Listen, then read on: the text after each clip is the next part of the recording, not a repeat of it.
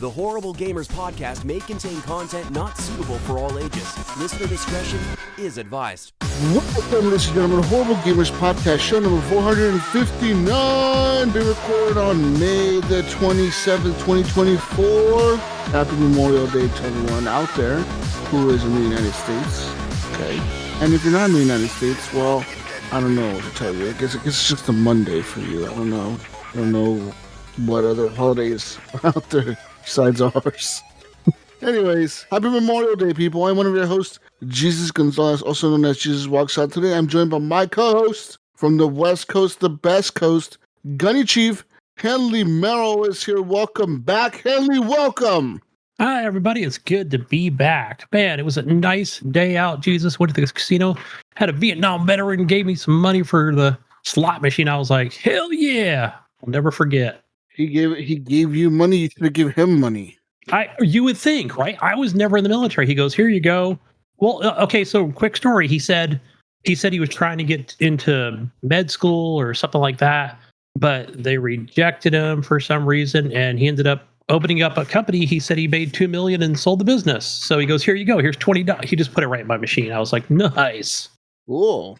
I was like, thank you for your service, sir. Well, good for him. Okay. And from Little Ohio, not taking money from the veterans, the mayor is back. Welcome back, Steve Willier. Welcome. Hey, how's it going? Yes, not taking the money from the veterans. Unlike Gunny over here, taking money from our vets. Hey, he put it in the machine. I didn't ask him to. Right, I did thank him. Okay, yeah. And also from the West Coast, the best coast, hailing from somewhere in California, our friend and guest host today, Nypron, is here. Welcome, Nypron. Welcome. Hey, Jesus, Mayo, Gunny, happy Memorial Day. Good to be here again. It's been like, what? It's been like 1 or 2 years since the last time I've been here. Has it been a year at least? I think a year at least. Hasn't been a year? No. It feels like a year. He was here like 2 weeks ago. That was AI Nypron. Playing the guitar. That was AI Nypron. Yeah. I just want to say real quick, like, the first time I listened to you guys, so like, I think when I first started CAD drafting, my profession right now, and like 7 years ago, 7 years ago, I started listening to you guys, and it's like, ever since now, it's like, it feels like a journey. My life's been through a lot, and then you guys are still there, you know? It's pretty crazy. Still here. Your life goes on, but HGP stays, right? It's awesome. Is that how it goes, Gunny? Pretty much, HGP for life. But we stay around. Right? Yeah. We may fumble a week or two, but we're still here. We still keep showing back up. Yeah, we're still here. Yeah. Anyways, you can follow us at _horrible gamers. Leave us a review on Apple Podcasts. You listen to us there. Even if you don't listen to us there, head on over there and leave us a review. Also, find us on Spotify. You can also leave show feedback on Spotify, which we did get some feedback. I forget who was the listener, but I got the email, and they were laughing at the fact that I put that hold because of the hobo internet problem that we had the other week. They were laughing at that. I was like, yeah, that was pretty funny. I thought that was pretty creative. Yeah. I don't even know how I came up with that idea. I didn't even know you did it, and then I actually had to go back and listen to the episode that far back. It wasn't even until you said it. I had to find it. Yeah, I haven't even reached that part yet. I was like, here it comes. Yeah. That was creative. It happens when the hobo internet kicks in for Mayo. That's when it happens. Oh, this is my fault, huh? Yeah, it's your fault, man. Your hobo internet over there is the problem, okay? Hey, guys, anyway. I was going to say real quick, guys, I got actually pretty creative. I actually bought like a 100-foot coaxial cable. I moved over the weekend, so I just ran it from one apartment across the back of some trees and up into the second apartment. So it actually works pretty good. You know, Jesus, how he didn't say his old apartment. He said one apartment. He didn't say it was his internet. He's over here stealing his neighbor's internet. It looks like I am stealing it. just fucking running a long ass extension cord. he also has all his power running from another apartment to his through a big ass extension cord. That's the two cables right there. Yeah. No, not even joking, man. When I lived in Vegas, right, when I was younger, right, we lived in the ghetto, right, like the super ghetto, and we had these guys that used to live upstairs from us. It was like a small complex. It was maybe like 4 apartments in our building, like 4 little apartments. It was ours, the people upstairs, and the manager across the way. But they had like a 2-floor apartment on their end. So they had like a bigger apartment. And there was like 3 apartments in this whole little complex. It was like tiny, but there was multiple complexes next to each other. You know what I mean? So like, it's not I guess it's a complex. I don't know what would you call like a little building, apartment building? But there was like a fence, and then there's another apartment building. There's a fence. There's another apartment building. It almost looked like houses, but they were all apartments. You know what I mean? Like apartment buildings, all like in the neighborhood. And that's where we lived. Anyways, our apartment was downstairs, and we lived like in a little tiny 1-bedroom fucking apartment. You know, it was my mom, myself, and my siblings or whatever. And these guys used to live upstairs. There was like these straight up like Mexican dudes, like straight from across the border, man. Like they didn't even know English. I think all they did was like drink beer and work construction or something. And I remember one time my mom got so mad at them because they were running an extension cable down to our power outlet. Because they had no power in their apartment, so they thought their solution was run an extension cable out their window down to a power outlet in front of our unit and plug it in to run all the shit upstairs. Wow. And they were probably like, hey, we don't want to use candles and burn the place down. This is safer. Like what? I can just imagine like one extension cable powering a whole apartment with like 4 people in it, dude. Oh man, that show's nuts. They what had like 20 lights in the place. Karaoke machine. Yeah. They probably had all kinds of shit up there hooked up to that thing, dude. That one cable Jesus probably had like 10 more branching off of it. So like, it had like 2 plugs on it. It had like one more extension cable off of that, one with like 4 more plugs, and then it had 4 more plugs off of that. I get to see like a bunch of extension cables running through her apartment down the hallway and shit. Like, just like everywhere, just fucking random fucking cables everywhere in their apartment. Oh man, I was like, what the fuck? My mom got so mad at them. She would go and unplug it like in the middle of the day. She would go out there and unplug it, and then like they plug it back in when we were gone. And there was like a war. Like she would constantly unplug the shit and go yell at them, and then they'd plug it back in the next day. It was like a fucking war with them. Finally, like, the manager people that lived across the way from us, right there, you know, like the ones that had the nicer apartment. My mom went and told them about it, and they fucking went up there and told them, hey, you guys can't be doing this shit. Like, these people are paying. Yeah, these people pay for their power. What the fuck are you doing stealing their power? You know, like, if you can't afford power, that's on your fucking ass. You know, like, what the fuck are you guys doing? And I think what they ended up doing was they ran it across the way to the other apartments. Like, it was like the apartments was like ran it across the way over the fence and shit. I was like, what the fuck? It was funny as fuck, dude. But I mean, I guess you do what you got to do. I don't know, man. It gets hot in Vegas, dude, and in the summertime, it's can't live without it. 120 degrees and shit. You fucking gotta have fans at least, you know, like something to cool down. But yeah, that reminded me of that. So that's probably what your apartment looks like, Gunny. Actually, I made it really nice. I can take a picture of it. Oh, so, but real quick, Jesus. So when I did go down there, I think it was Saturday. So there are some Mexicans living downstairs, and there's like 2 kids, and so they're staring at me through the window, you know, through the, and I'm like trying not to look, you know, and like the wife didn't even actually tell them yet, so they're like, "Mommy, mira," you know, and I'm like, I already know that means look, there's a gringo out there. He's out by our window banging on the wall. There's a white guy up in the trees carrying some kind of cable. Oh shit. Call police. Yeah, they're gonna come out. 100 feet is a lot, Gunny. Did you end up using a lot? All of the cables? Or? Yeah, I actually used it all. It was actually like the perfect amount was 100 foot. Because I was going to go with 75. but it actually took 100 feet. Wow. So maybe like I probably have like 4 feet to spare. That's perfect. That's good, man. It's good, man. That's the way you do it, I guess. By the way, people, Gunny is not like a hobo, okay? This motherfucker actually has like he owns a house and shit. Like, okay, he's not some hobo stealing the internet from his neighbors. Just to clarify for the people out there listening. No. Okay? So mine is getting renovated, and this is a temporary. So yeah, and the wife's the manager, so nobody's gonna get in trouble. It's all legal. Gunny's stealing fucking from his neighbors. Neighbors' internet.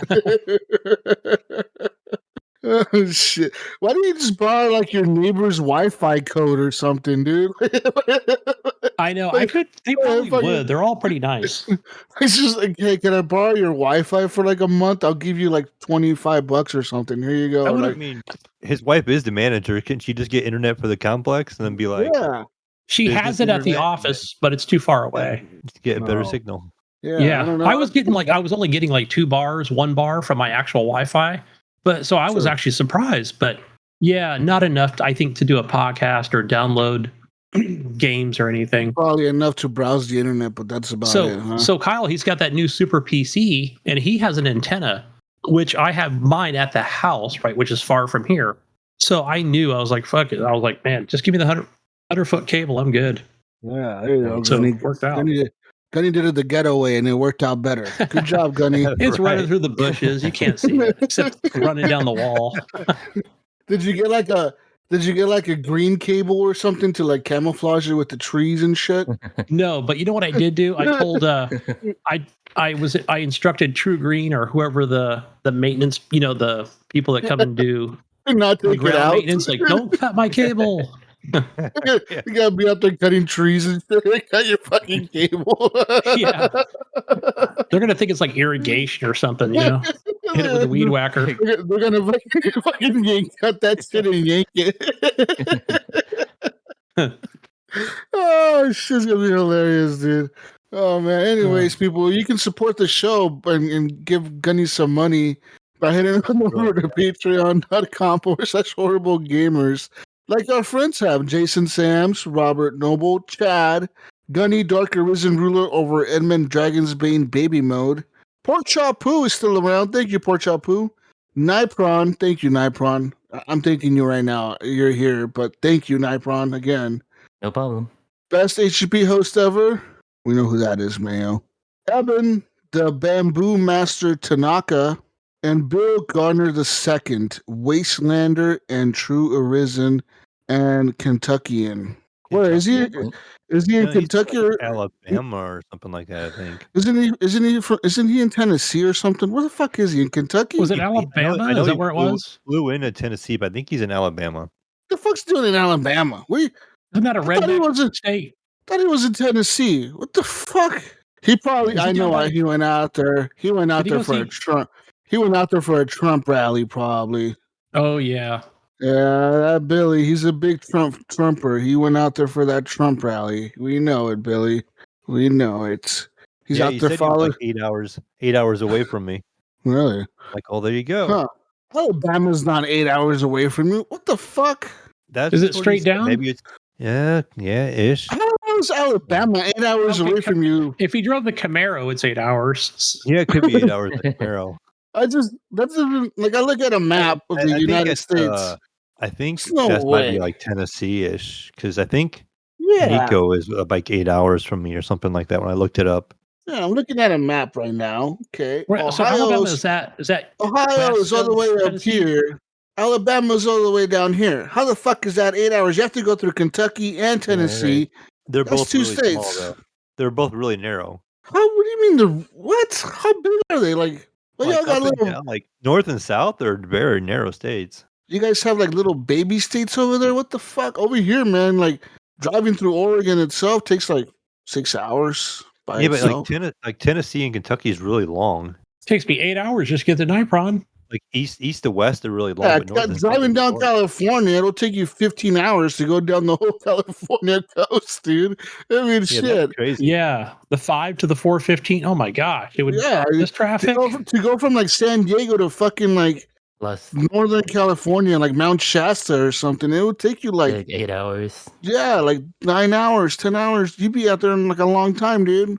I think I could probably cover the top of Ohio to the bottom of Ohio is about, I want to say 4 hours to 5 hour range. That's crazy. Yeah, that's crazy. That's how long it takes me to get to Eugene from where I'm at, and that's about halfway. Eugene is probably center. Like, it's not center of Oregon, but it's like the center between us and like the border of California. Would be Eugene. Remember Jesus, we met and then you left your town and I was in Klamath Falls. That was like an all-day trek for you over the mountains. It was and like you were still in Oregon. I was like a 4 hour, 5 hour drive. Yeah, in Oregon, yeah. It's crazy that only 8 hours from Alabama to fucking Ohio. There ain't no way, dude. It's all flatlands, flat farmland. It's all corn. We're gonna do Google Maps. Corn and soybean. It's all one long highway, just one straight fucking shot. Yeah, because y'all have the Autobahn over there. Like, what the fuck, dude? Remember? Okay, Jesus. Remember I sent that text. I just searched Alabama for directions, and it's telling me, let's say, starting place 11 hours. I'm gonna say 10, 12 hours. 10 and a half hours. See, 11 hours. If you left right now, yeah. But if you left at 5 in the morning, it'd be 8 hours. Yeah. Yeah. See, 8 hours. What part of Alabama is he in? I don't know. I just searched Alabama, so it could have been like the center of Alabama. Is he in Birmingham? That's the center of Alabama, isn't it? I'm looking at a map right now. It looks like the center, Birmingham. But yeah, man, I don't know. Listen, I am 6 hours from Nashville, Tennessee. So that's crazy. You go through the whole state of Kentucky and get to Nashville. It takes me 2 hours to get from where I'm at in Columbus to Cincinnati. So that's the bottom of Ohio. So of those 6 hours, it's only 4 hours to go through Kentucky and Tennessee, part of Tennessee. That's crazy, dude. That is so little. Like, what the fuck? These states are tiny. That's nuts. I think Nashville is like really, really long. Like, I'm not sure like how long it takes to go east and west, but yeah, it probably takes a while to go east and west, but not north and south. North and south, yeah, it's short. That's crazy. I didn't know this about these states. I lived in America my whole life, and I didn't know this about these states. I think they get smaller as you head east. Yeah, they got their little baby bullshit states over there, dude. The little fucking 13 colony bullshits they have over there. Fucking stupid states. The fucking they got like a show of the states in one little side of the country. Like you look at our side, we're pretty smart over here. We got 3 states on our coast. They got fucking 12 over there. 13. Fucking 13 different states on their end. Good luck. Over here, we got 3. Washington, Oregon, and California. And that's all we need, Gunny, all right? That's it. Mm-hmm. That's a lot of land to cover. That's right. Mm-hmm. Mm-hmm. Even though there's like a petition. I don't know if you heard about this, Gunny, but there's a petition here I don't know if it's here in Oregon. I think it's in Oregon, Idaho. I watched the YouTube video. There's a petition. There's a petition in Oregon, Idaho, and Montana to like join together as one state. But like not all of Oregon. So like they want to leave like the liberal part of Oregon. So like the part that I'm in right now, like Portland area and like Eugene and like the eastern or like the western part of Oregon, they're going to call it the old Oregon. And then the rest of Oregon is going to join Idaho and Montana, and it's going to be called, I don't know, they had a name for it. I forget what the fuck it was. It was like the New Oregon or something like that, or the Greater Oregon or some shit like that. It was supposed to be like a new state that they're trying to petition to create. I'm like, that ain't never going to fly, dude. That's going to be a huge state. It was a bunch of hicks out there. They were like, they don't represent us, but Idaho will. They don't believe in their same values as we do. No, seriously, that was the video I watched. I was like, okay. Like, I don't think the governor's just going to be like, fine, Idaho, just take it. Yeah, it's fine, guys. Just go ahead and take half of our fucking state. Yeah. It's cool. No big deal. Just take half of Oregon. It's cool, man. This is fine. No, I don't think they would be okay with it either. But who knows, man? Maybe if enough people get on board, it'll be a thing. Who the fuck knows? All I know, Oregon is really cool in terms of a state. If you ever want to go to a state that has like, I want to say every biome, I would say come to Oregon or Washington, because Oregon has, we have a coast, right, where we have like beaches and shit. We have the forest, which is kind of where I live, like the Portland, like the western part of Oregon is mostly forest and like rainforest and big forest and trees. Then we have like the Cascade Range, which is like the snowy mountains where people can snowboard and ski and shit. And then we have Eastern Oregon, which is just like desert and shit and farms and like desert cowboy shit over there. So Oregon has like everything. It literally has like every fucking thing. Like you want to be in the desert, you go to that part. You want to be in the snow, you go to the mountain. You want to be at the coast, you go to the fucking coast. You want to be in a fucking lush forest with waterfalls and fucking crazy rivers, you go to the forest. Yeah, Mayo. And it's all within like an 8-hour drive or something, a 10-hour drive, 8-hour drive. It's all here. I mean, I can drive 10 hours and be on the East Coast. I can be in Myrtle Beach in 10 hours. All the way up the beach? That's crazy. Yeah.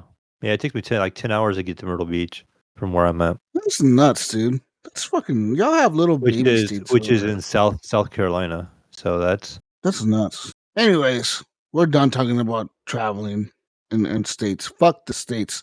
Fuck traveling. Flying is better. Okay. Get on a big jet plane and fly around. Anyways. Take a train. Big shout out to Phantom Bank for the intro music to the show and Broke for Free for the outro music to the podcast. Big shout out to our Patreon machines that support the show with the monies. I need to log into that PayPal to check how much money's there in there. Do a giveaway or something. I haven't logged into it in forever. I don't know. Anyways, yeah, let's talk about stuff, guys. Video games, I guess. Is that what we're here for? We're here to talk about video games? Not states. So. That's what this show is about. Okay. I think that's why Nypron came on, at least. All right, let's talk about video games, guys, and we've been playing for the last few weeks. I'll start off real quick. Nothing. Just kidding. I played a few games. I played a little bit of Battlefield. Same old shit. Sad to know that Battlefield is now on its last season. They've announced that in the last few weeks. So this season is the last season, they said. After that, there's going to be a skeleton crew that's going to be left behind at DICE that'll be working on the Battlefield 2042 like patches. So I'm assuming anything that comes up like a game related bug or something that they need to patch, that team will be the one working on those patches. They said do not expect any more new content for the game though. Do not expect any new guns, any new vehicles, any new maps. They said that's all done. Like they're like, okay, like we released what we can. We're not releasing any more new content. Any hot fixes or patches will be done by the skeleton crew. And everyone else has moved on now, and we're working on the next Battlefield experience. So that was announced by EA and the DICE team. So there's that. If you're playing Battlefield, just so you know, there's like I guess you can play the complete experience of 2042 now. I don't know how that works. With that being said, though, I did manage the other week. Was it about a week ago or so? Maybe less. So I ended up waking up one morning, Mayo, right? And I was like, I want to play EA games on my PS5. Mostly, I want to play the new college football game on my PS5. Because I feel like, yeah, it'll obviously probably look better on my PC. It probably will. Right. But I feel like a college game and those type of sports games are like more fun. They're more fun on a controller and chill back on a couch, you know, like just chill on a couch and play a sports game, you know, like you don't want to be on a computer desk playing a sports game. Like it just doesn't feel right. I've tried playing Madden on my PC. It doesn't feel right. Even the controller prompts are weird. Like they have mouse and keyboard support, but that shit's really weird.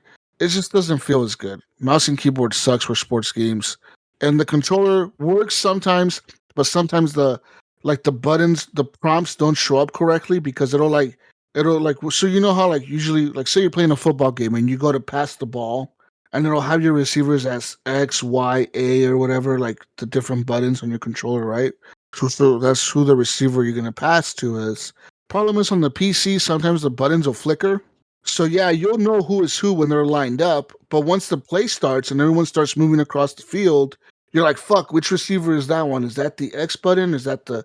Because it'll flash like the X, but it'll also start flashing like numbers on your keyboard and shit. Like it doesn't know to stay on the controller mode only, and it tries to like kick in the keyboard, so it kind of like switches back and forth a lot, and it fucks with you, and it makes you fuck up your plays a lot.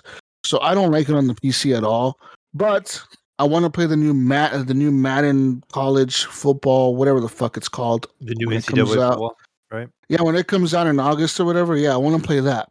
So I ended up contacting EA, right? Because I remember I told you this. I did this last time, like, I don't know, like 6 months ago. I tried to do it and it didn't work, right? So I did it again. I contacted EA. I was able to get to it. Yeah, by my being able to log into my EA fucking shit on the PS5, right?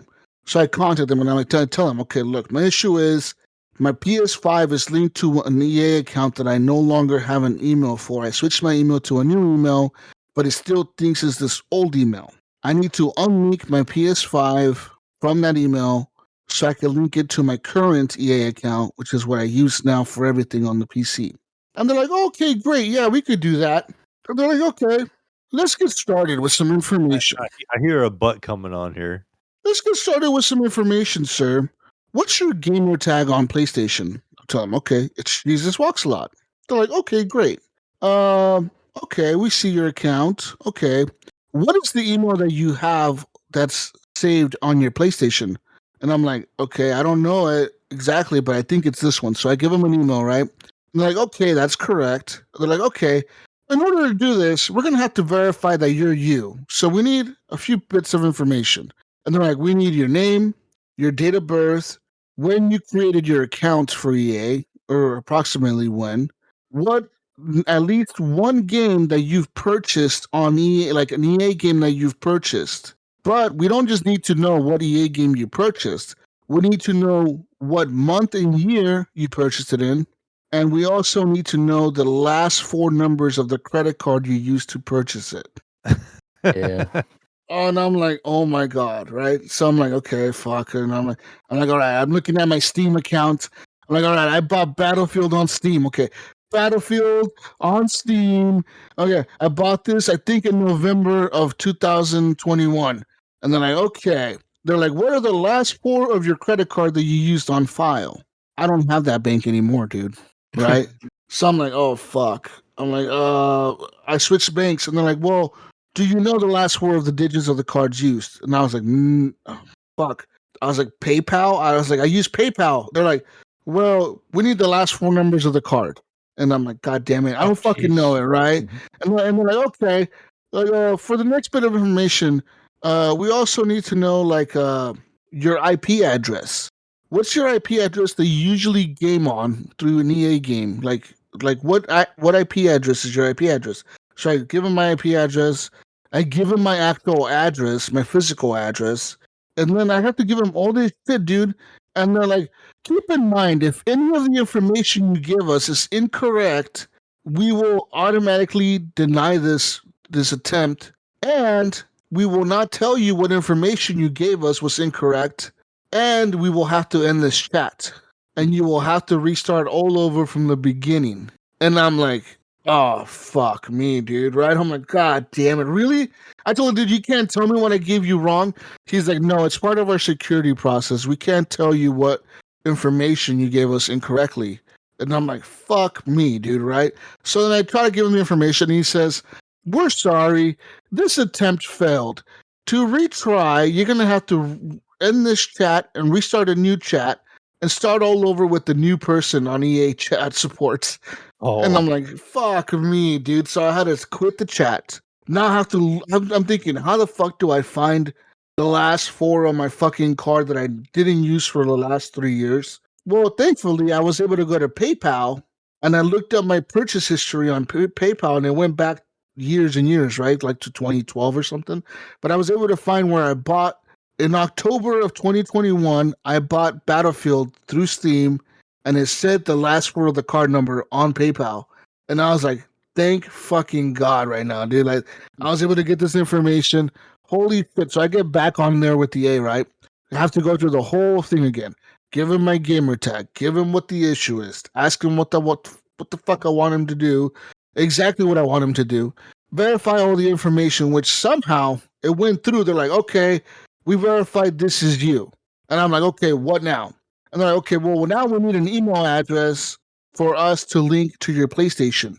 And I'm like, okay, I gave him my email address with my EA account, right? Like my current email address or whatever that I use for EA. And the guy was like, He's like, okay. He's like, I see that this email has linked. He's like, I see your email that you gave me is linked to a Steam, a Nintendo, an Xbox, an Apple device, some other shit. I see that it's linked to all these devices. Are you sure you want to use this? I was like, yeah, that's my EA account. He's like, keep in mind, by linking your PlayStation to this account, we will have to delete everything off of your EA account. I was like, excuse me? He's like, yes, because you're linking an account to another account. Everything on your current account is going to be deleted. I'm like, what do you mean everything? He's like, well, any progress you made in games, any purchases you've made, any DLC you've bought, any skins you've bought on Apex, anything like that. He's like, it will all be deleted. I was like, shut the fuck up, dude. He's like, yeah. He's like, there's no other way around this. Unless you give me like a whole new email account to just link it to that you may have access to. So I gave him like a completely different email, right? Like a random one that I had for HGP. Right. And it worked. So all I had to do from there is log in with that HGP email to EA, unlink the PS5, and then log in with my current EA and link my PS5 to my current EA. And it finally worked. And I finally got everything linked up. And it all works now, Mayo. But dude, it was like a hassle to get this done, man. It literally took me about It sounds like an hour and a half of my time, dude. Just verifying information with these fuckers, dude, because they want to know everything about you. They literally want to know when you bought something, what year was it, what month was it, when's your birthday, when's the last. Then they ask you, what's the last game that you played on EA? I couldn't even remember the last thing I played on EA, honestly. I'm like, excuse me? He's like, yeah, what's the last game you've played on EA? I'm like, I'm thinking, okay, I know I played Battlefield a lot, but did I play Apex? Did I play anything else that's EA related? You know, I'm sitting here trying to think of anything, right? And I'm like, Battlefield 2042 on Steam. And they're like, okay, are you sure that's it? I'm like, yeah. And they're like, okay. And like these motherfuckers run to ask so many questions, dude. It's like, I don't know, man. If there's ever a breach on EA, I'm convinced they cannot get breached or anything because these motherfuckers ask for like a million things to verify that it's you, dude. Like there ain't no way someone can just call up EA or go to chat with them and steal your account because these motherfuckers literally ask for everything about you. They want to know everything that you've ever done. Give us the last word of your credit card on file. I don't have a credit card on file. Okay, so you don't have a credit card on file. What's the last thing you bought? Name something that you bought from us, and then give us the credit card number off of that, like the last four. And I'm like, what the fuck, dude? It was such a hassle, man. It was a pain in the ass. But I finally got it through, and I could now finally play EA games on my PlayStation 5, which is kind of nice, right? Because I can now play Maddens and shit and all that crap on my PS5, which is kind of cool. And I like that. But it was a hassle to get it all fucking figured out. Oh, man, that was a pain in the ass. So never ever lose access to your accounts. Just letting you know that right now. Never lose access to your Switch account on EA, your PlayStation or your Xbox account on EA, because it would be impossible to unlink this shit if you don't remember emails and passwords and everything, dude. Like, they ask for so fucking much. It's insane. But yeah. Anyways, man, I'm glad you got it figured out. All right, you got it all squared away. Because I'm glad I didn't too, think you man. were going to be able to. I didn't think so either. I legit was at the point when he said, "I'm sorry, but it failed."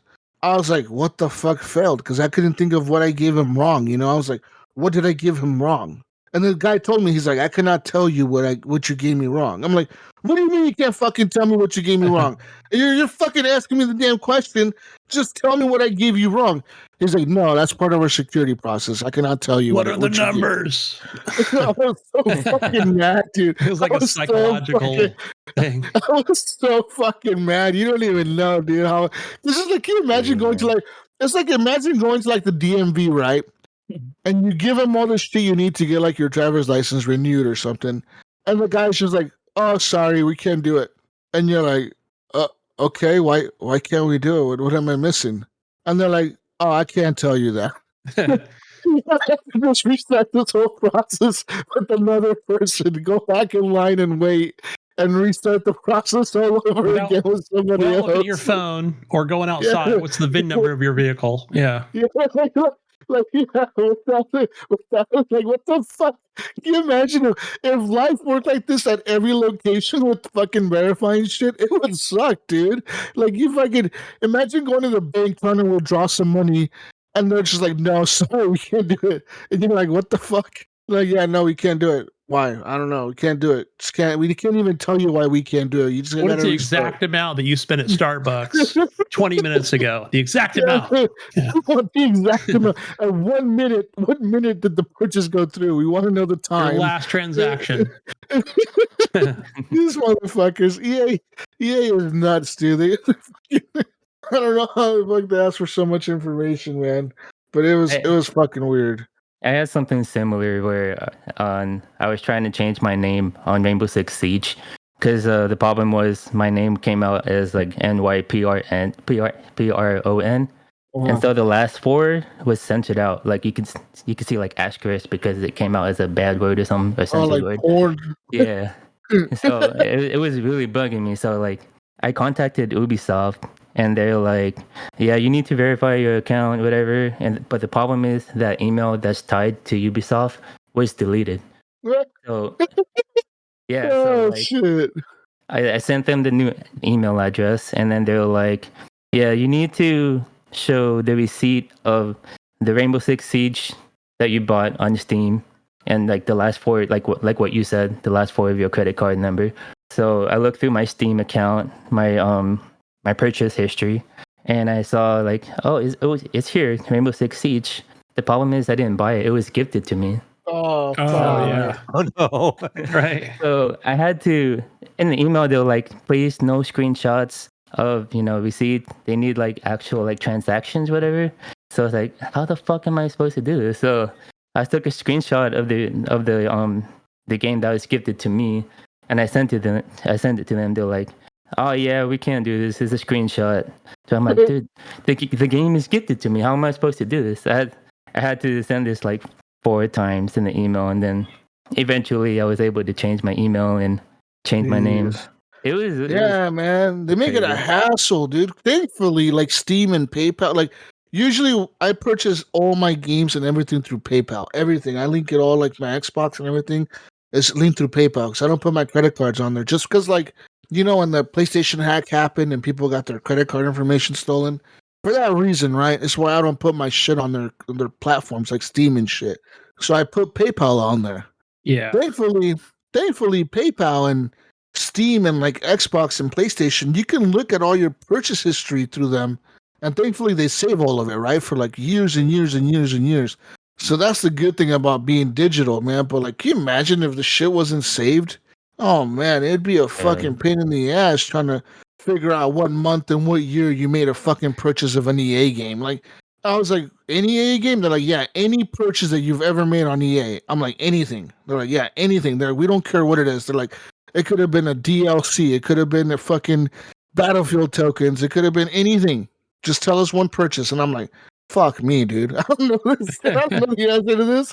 What the fuck you want me to do? Like, the only game that could come into my mind was Battlefield. I was like, I know I bought Battlefield on Steam. I know I pre-ordered it. I know I bought it. I don't know when the fuck I pre-ordered it, but I know I bought it on Steam, so I could go to Steam and check.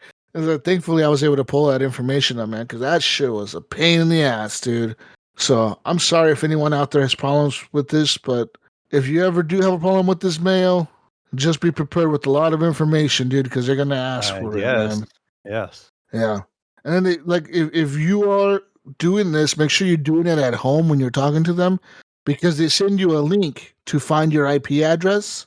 And if, say, you're at somebody else's house or you're at fucking Starbucks, well, you don't game at fucking Starbucks or whatever. So they're going to be like, oh, the IP address is wrong or whatever. This shit's wrong. So this is a flaw of Gunny's idea of me just buying a trailer for the Camaro and driving around and going to Starbucks and setting my computer up. That's a big flaw. That is going to be an issue. You're gonna have to drive all the way back to all the Starbucks to try to find the IP address. Right one. Which Starbucks was you at when you? I could see game? like Mayo connecting to different what is it, Starlink satellites here? Driving the Camaro around with a trailer. Fuck, man, it was a pain in the ass. But besides all that getting done, I ended up playing some more Helldivers. Now the Polar Patriots expansion came out. Not the expansion, but it was like a new season pass thing or whatever. I didn't buy it, but I'm still playing the game. I think I just finally completed the original, the very first battle pass. I'm working on the second one still. I'm pretty much done with the second one. So now I'm waiting to see what the next battle pass that they come up with is. Because the ones that they have out right now, there's 3 of them that are out besides the other 2 that I already almost completed. And those 3 don't have anything in there that seems like something that I would want, you know? I think one of them is called Demolition something. The other one's called Polar Patriots. That's the newest one. And the other one's called Cutting Edge or something like that. And they seem okay with what they have in there, but I kind of want to see what else they offer in the future. So I'm going to hold off. But I did buy some super credits from them because I thought I was going to buy one of the battle passes. So I ended up buying super credits from them, right? It was like $20 or something. You get super credits, or you could buy like $10, $20 or $50 worth of super credits. I bought the $20 pack because I feel like I've played the game long enough now where I've gotten my money's worth out of it. And I feel like I could give them some money without feeling too bad about it. You know what I mean? Like, even if I never use it, I wouldn't feel bad that I gave them $20 for it or whatever, you know? But I do plan on using it whenever the new expansion, the new battle pass comes out. If I like it enough, I'll buy it and I'll start working on that one. But yeah, man, still going. That game is still going pretty strong now. Quite a bit of players still on there. Now I don't think there's as many players as there was a month ago, but there's still a considerable amount, and there's still like, it's very easy to find matches, right? Like, it's never like you're gonna be in there by yourself doing shit. Like, yeah, maybe sometimes randomly, but for the most part, there's always people on there playing. For the most part, are the major orders still being completed? Yes, a lot of the major orders are being completed. Some of them have been failed, actually. There was one that was failed like a week ago. It was something about defending a planet from the robots or something, or the bugs, and it was failed. But then something else, they give a new major order, and we're working on that one, apparently. I don't know. Every Monday, the major orders get reset or failed or passed or whatever. So it's every Monday that the orders get reset. So, like, if you beat it, it'll say, congrats, you guys beat this major order. You guys all get this reward. Yeah. Or it'll say, failed. You guys failed this major order. Now there's way more bugs than ever. Like, you guys fucked up. Now there's super bugs out there. Now you guys have got to fight these crazier bugs or whatever because of this failed order.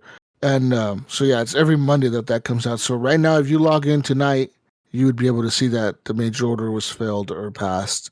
But yeah, I guess recently that they did like a thing where they talked about how many players are still currently playing the game, and apparently the PC community is still holding the game up pretty strong.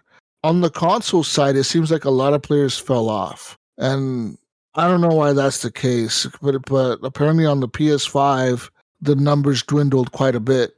But on the PC side, that's what's keeping the game going apparently. So maybe yeah. the console players went back to Final Fantasy and probably Call of Duty. Yeah, it's on the PS5, right? The big Call of Duty players on there, Apex players and shit, Fortnite players. Yeah, Apex. Yeah. They probably went back and played all that stuff. But yeah. So there's that. I've been playing some Helldivers for sure. I went back and I did play what's that game? What's that fucking game? Fuck, I had it in my head. I just forgot what it's called. Oh, fuck me, dude. I forget what it's called.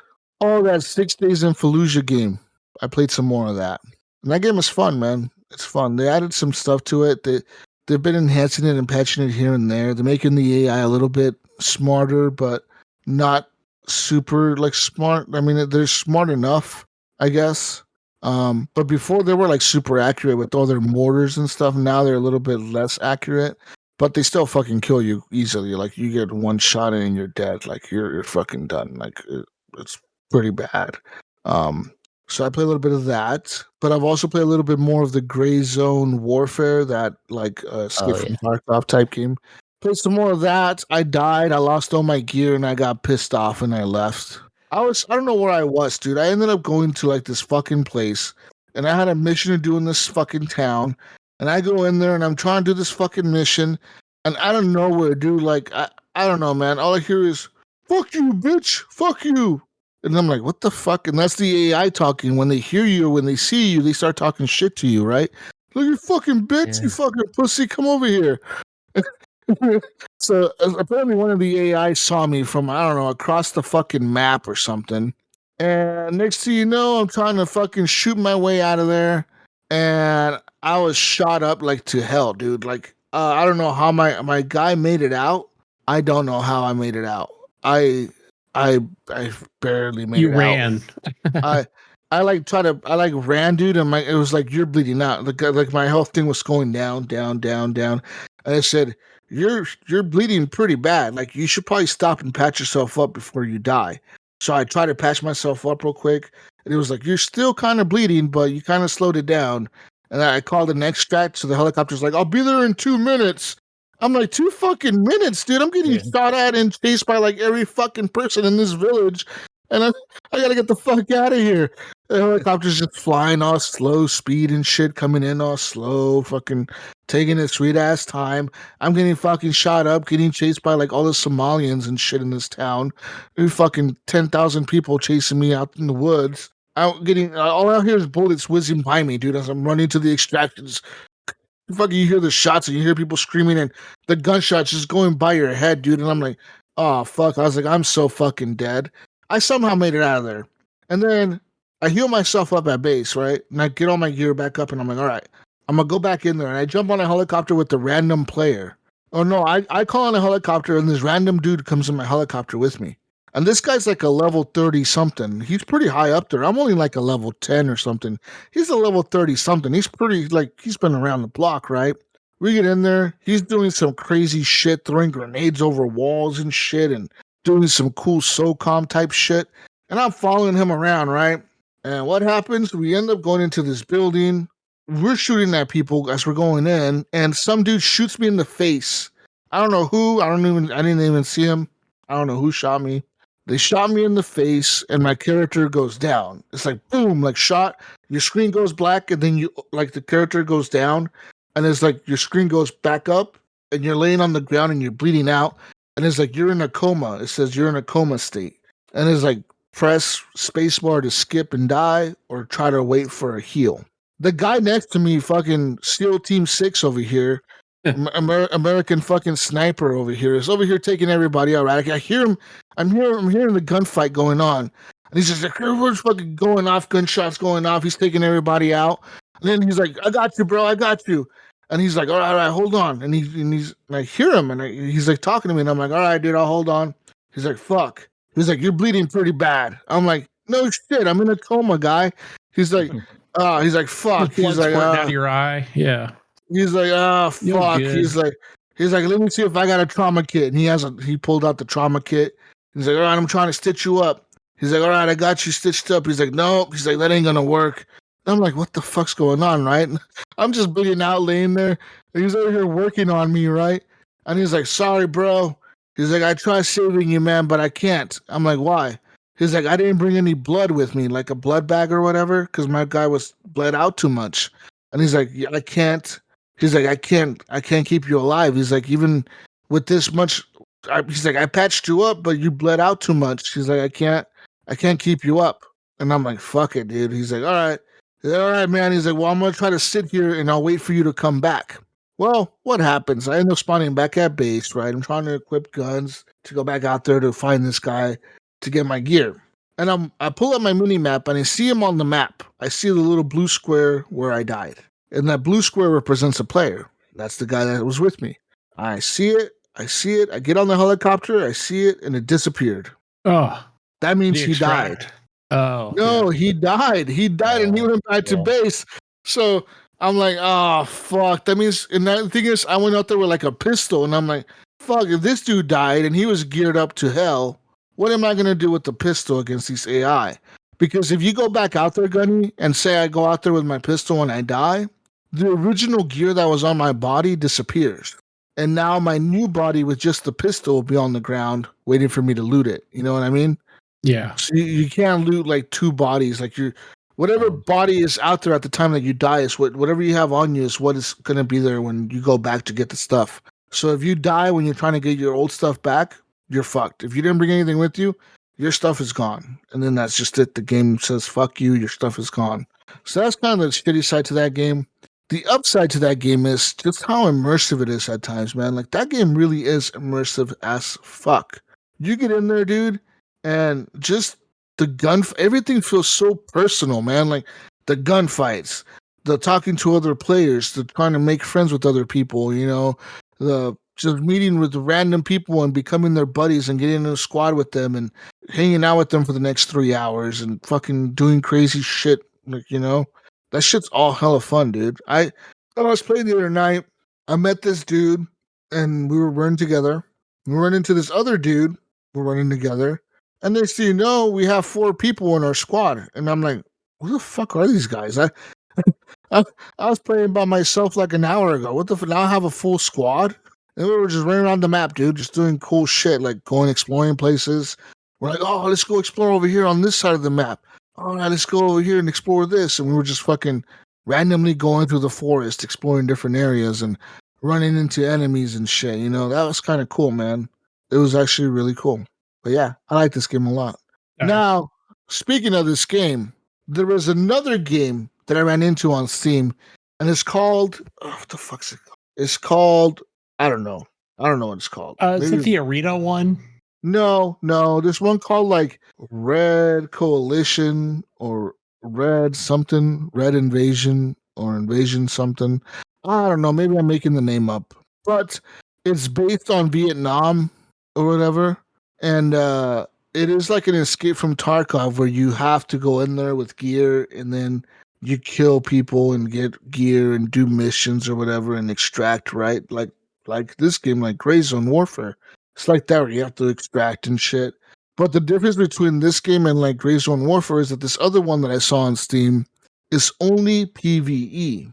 And it's at your own pace. So you never have to like it's like you never have to, it's not a grind, right? Like the missions are gonna be there no matter what you do. Like, so if you only have 2 hours a day to play the game, you have 2 hours a day to play the game and then that's it. You know, like you don't have to worry about the grind of keeping up with the fucking the meta. What's the meta? What are people using? What are people not using? What's the place to go to at this point? You know, you kind of play it at your own pace and without having to play against other people either. You know, there's only AI in the game. And I guess the game is co-op, so you can have like another person with you and play the game co-op against AI.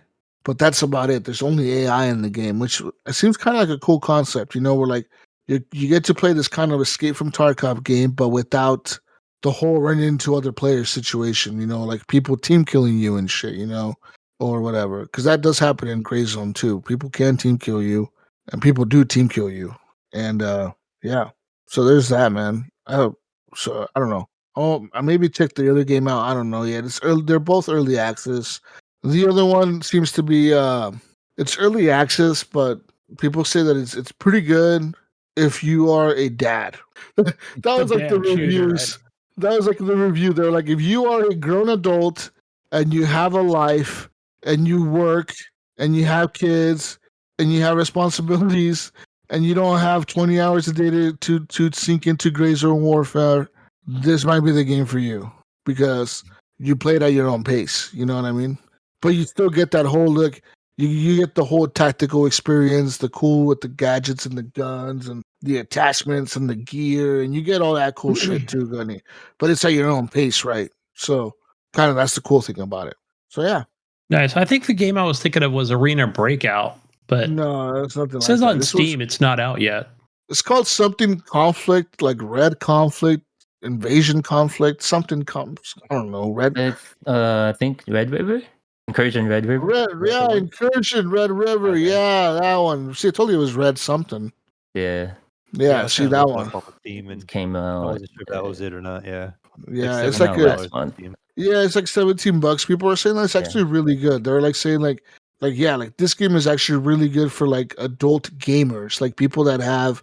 They're like, if you don't have 40 hours a day to grind in Tarkov or Gray Zone Warfare or any of these other looter shooters where you have to grind, and you want to play at your own pace, this game is pretty perfect for you because It offers all the same shit without having to deal with people team killing you, people stealing your shit. You know, like you just deal with AI.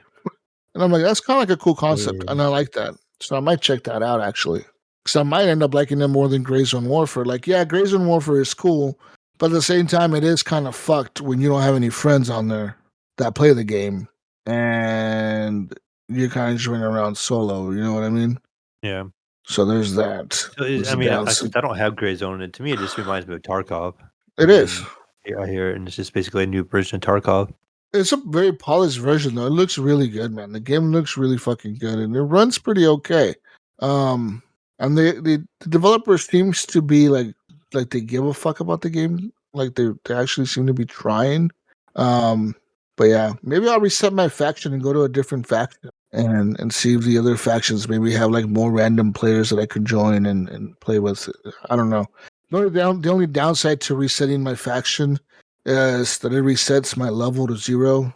So I have to start again with like the basic missions to unlock the different vendors, to be able to unlock the different guns or whatever, you know, because you don't get the AK-47 right away. You have to unlock like the artisan vendor. And then there's another vendor you unlock after her, which gives you like special C4 and shit like that. And then there's another vendor you unlock after him, which gives you like cool sniper rifles and shit. So there's like all these other vendors you can unlock besides the basic ones. And but you have to do missions and shit for them. And so yeah, I don't know. I don't know if I want to go through that whole grind again, because it was kind of a grind to get through all that. I feel like Tarkov is like the COD, you know, like it's like the main genre of extraction shooters, you know. And I've seen like there's so many extraction shooters coming out the past few months. There is. It's crazy. It's like, but the crazy part about Tarkov is that Tarkov also wants like $250. Yeah, I heard about that. For like, why did they want? What is up with that? I did see a comment about that. It's like their supporter edition or something, dude. Oh, that's like their top tier purchase of the game or something. Yeah, I think so. So, from what I understand, Tarkov, when you jump in the game and when you load into a map, like everything's online. So if you ever want to learn a map, like you have to hop in with like other people, and you have to worry about like where the extraction is, because the game doesn't really tell you where it is. No, you gotta kind of find it, and there's multiple extraction sites too. And with the $250 edition, I think they give you like an offline mode with the maps, so you can just like jump in and like just learn the maps yourself. It's kind of strange. And then they give you like all these like weapons that are like better than anything. Yeah. Just microtransactions, a way to make money. Yeah. Yeah.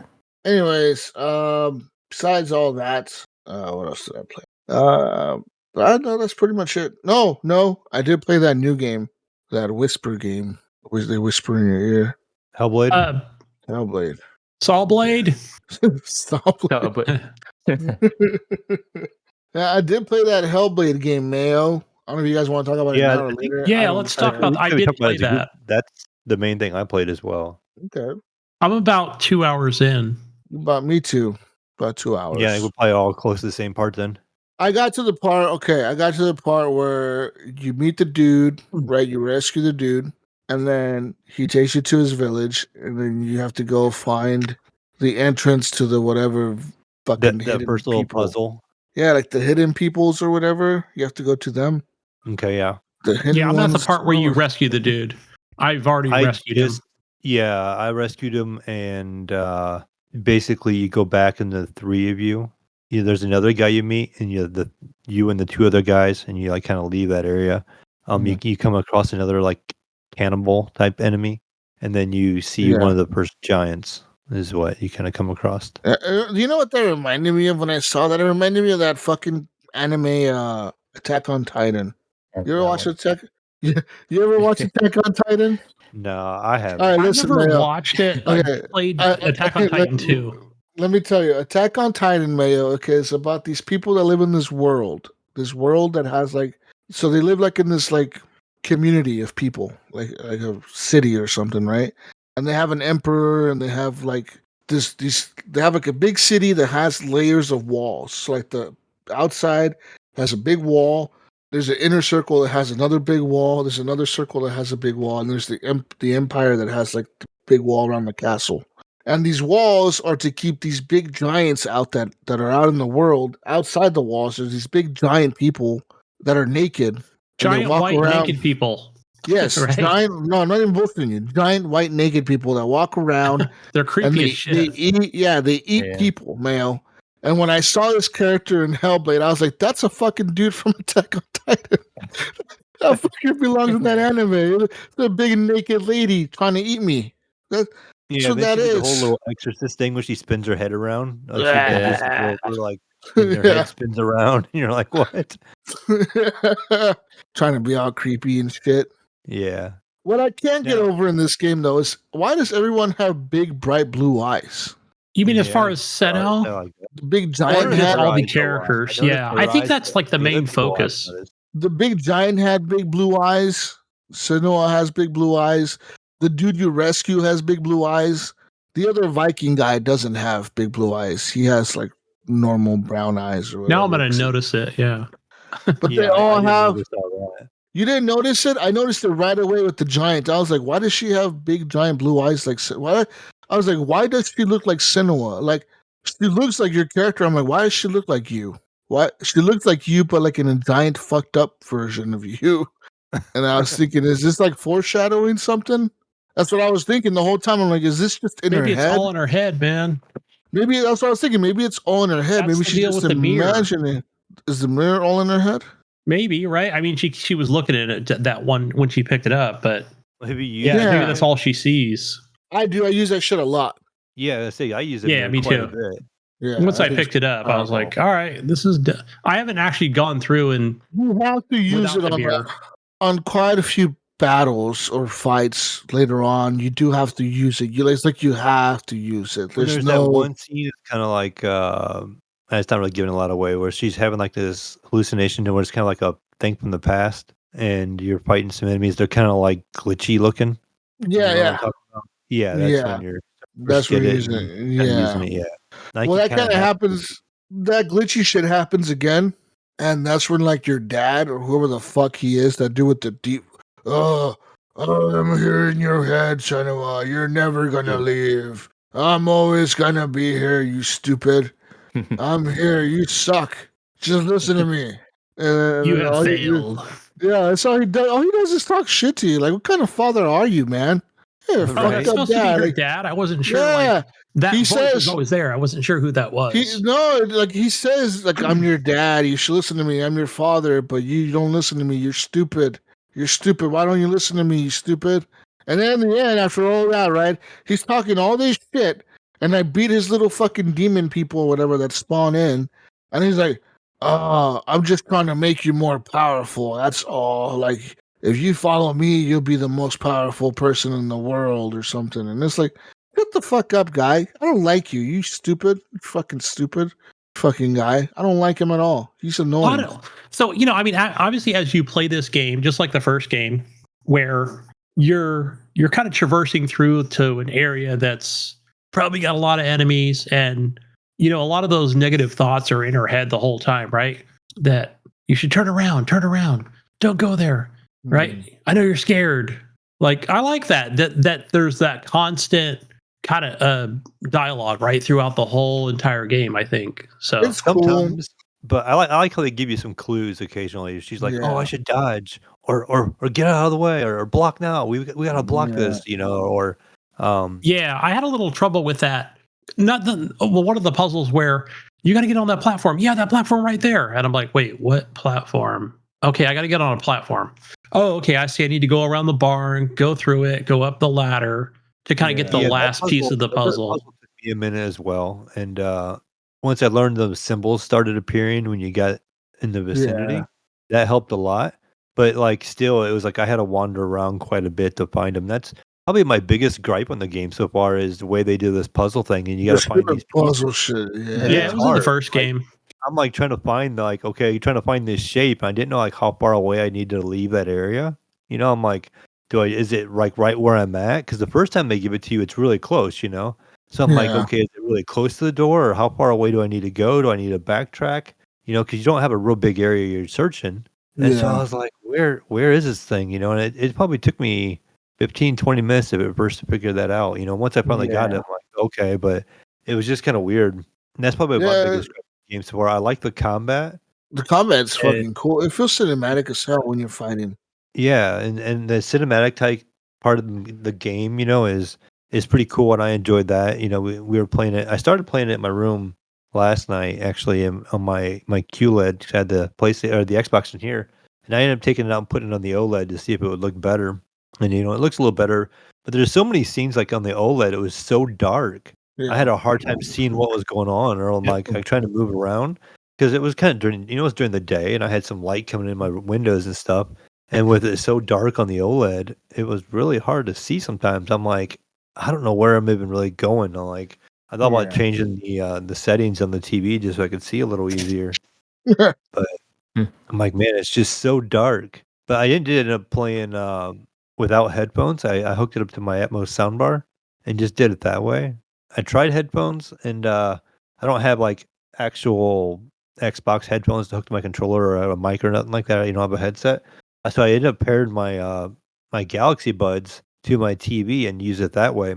But I don't know. I'd rather just use the regular non-headphone, surround sound setup is what I ended up doing. I don't know what you guys did or not, but I haven't played on my PC usually with just my headphones. On the PC, it runs pretty good. I want to say for the most part, running it with the NVIDIA what's that shit called? The DLA. It's DLAA, which is like the AI bullshit frame generator. There's that one. I was using that, and it was running great. Giving me like 80 frames, 60, 70, 80 the whole time. And then I reached one section of the game. I don't know what the hell happened, but this section went from being like 80 to 100 frames to like 6. And it was just this one little section, man. It was just like a slideshow. The game was still, the audio was going, but it was like a slideshow. I was like, what the fuck happened? So I ended up dumbing down the graphics real quick for that section, and I ended up putting it to super quality or whatever, or to super performance or whatever. And the game still looked good, but it went up to like 100 frames right away. I'm like, what's going on there? Like, there's some kind of bug there with the frame generation on the AI. Where in that area it makes it fucking run like shit. But other than that though, the game looks fucking stunning. I honestly think it's one of the best looking games I've ever seen on anything. Like it fucking looks so good, dude. It's incredible how good it looks. I mean, yeah, I like their the backgrounds and stuff look I've seen on par with other stuff. But the actual character models and everything look amazing. Like people look very lifelike. Dude. Like when you're fighting, like when that first fight happens on the coast, and you're fighting the Viking slaver boy. I called him slaver boy because I don't know his fucking name. I'm fighting slaver boy, and he jumps out of his boat, and that whole cinematic shit starts happening. And you're like fucking like you dodge this thing, and then you hit him, and then he punches you in the head. And you're like, oh, fuck, and you get knocked back down, and then you get back up, and you go back at it again. I'm like, is this fight ever going to end? Am I ever going to kill this guy? It was a long fight. Like, I'm like, this guy's never going to die. He's too good. But I'm like, I think I could beat him, but I don't know if I can.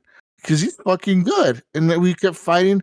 But, like, during that, I paused it real quick with because, like, on the controller, you press up on the D-pad, and it does it brings up the photo mode or whatever. And I started fucking with that.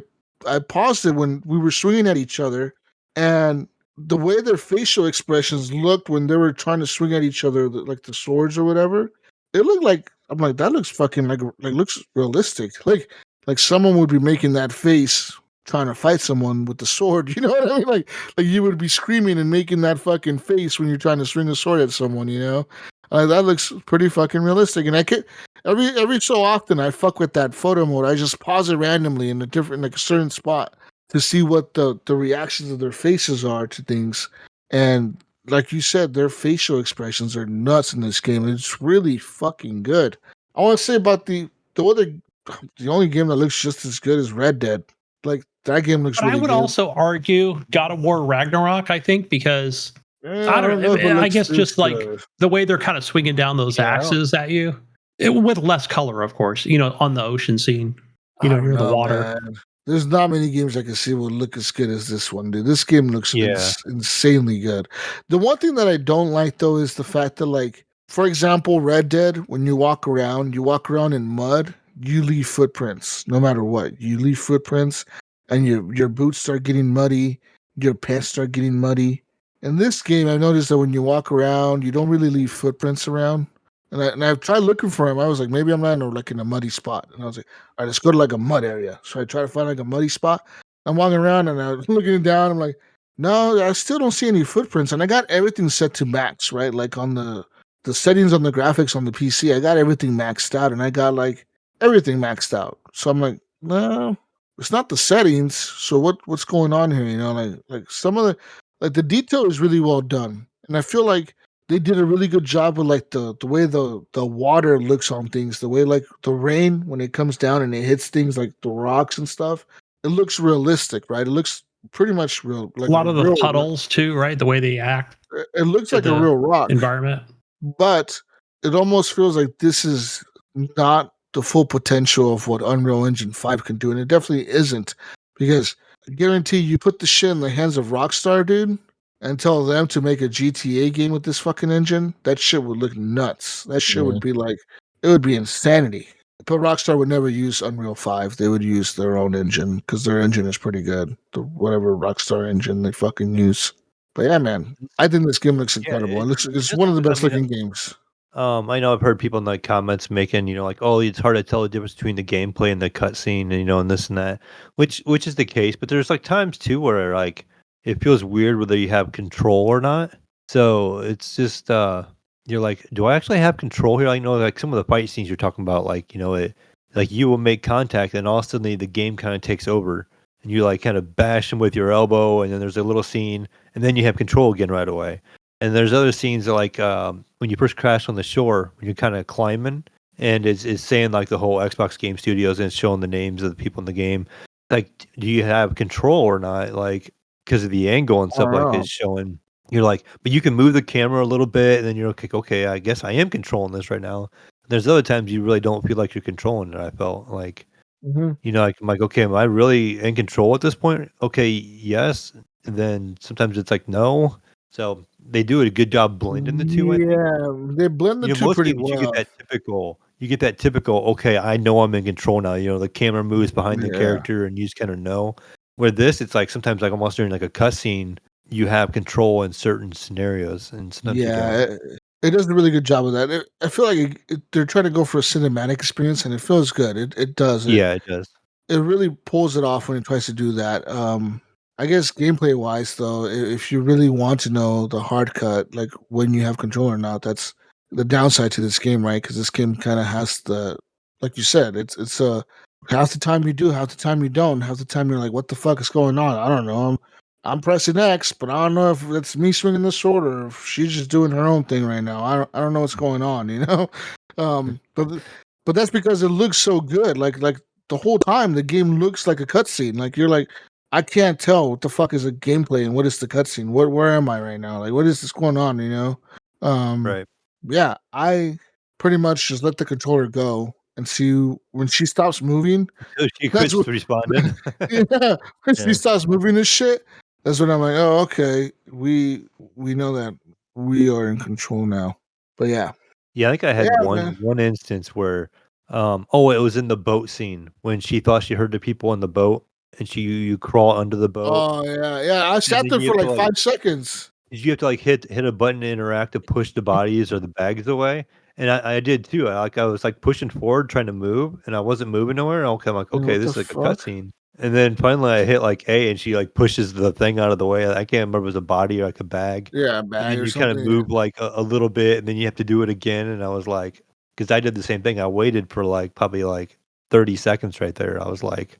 Yeah, when that's the first time I noticed that the game had like that cutscene gameplay blending bullshit, because that's when she went in there, and I'm like, okay, the voices are talking, they're making fun of her. I was like, is it still a cutscene? That was funny too. Like they're like, stupid girl, she believed it, and it was just kind of funny how they did that too. Like it was. I was like, okay, is this still a cutscene? Why am I laying here? And I was like, oh, I could move her. I was like, oh, okay. I could actually move her. I was like, oh, fuck. I thought it was still the cutscene going or whatever, you know? That's what I thought for a second. But yeah, man. I mean, the game, like I said, it looks really fucking good. It's a stunning game. I don't know. People are saying it's only 6 hours long, 7 hours long, which I think it's okay it's a good cinematic experience. It's good for somebody to like watch you play. I feel like my girlfriend has been watching me play it, and she enjoyed it. I just happened to think about like, Nypron, are you streaming this at all? Because it's like a good streaming game. I feel people could really watch it. And I haven't played the first one or the second one, so I didn't play the first one either. So yeah. They give you like a recap in the beginning. They do like the extras. Once I launched it the first time in here, I wanted to start it over so the girl could watch the whole thing, right? And I hit new story, and it went right into the scene where you're on the boat at the beginning, right? So I backed out, went to the main menu, and then under extras, you can see what happened so far. There's a separate thing under the extras on there, and I watched. But the first time you turn the game on, it gives you a backstory.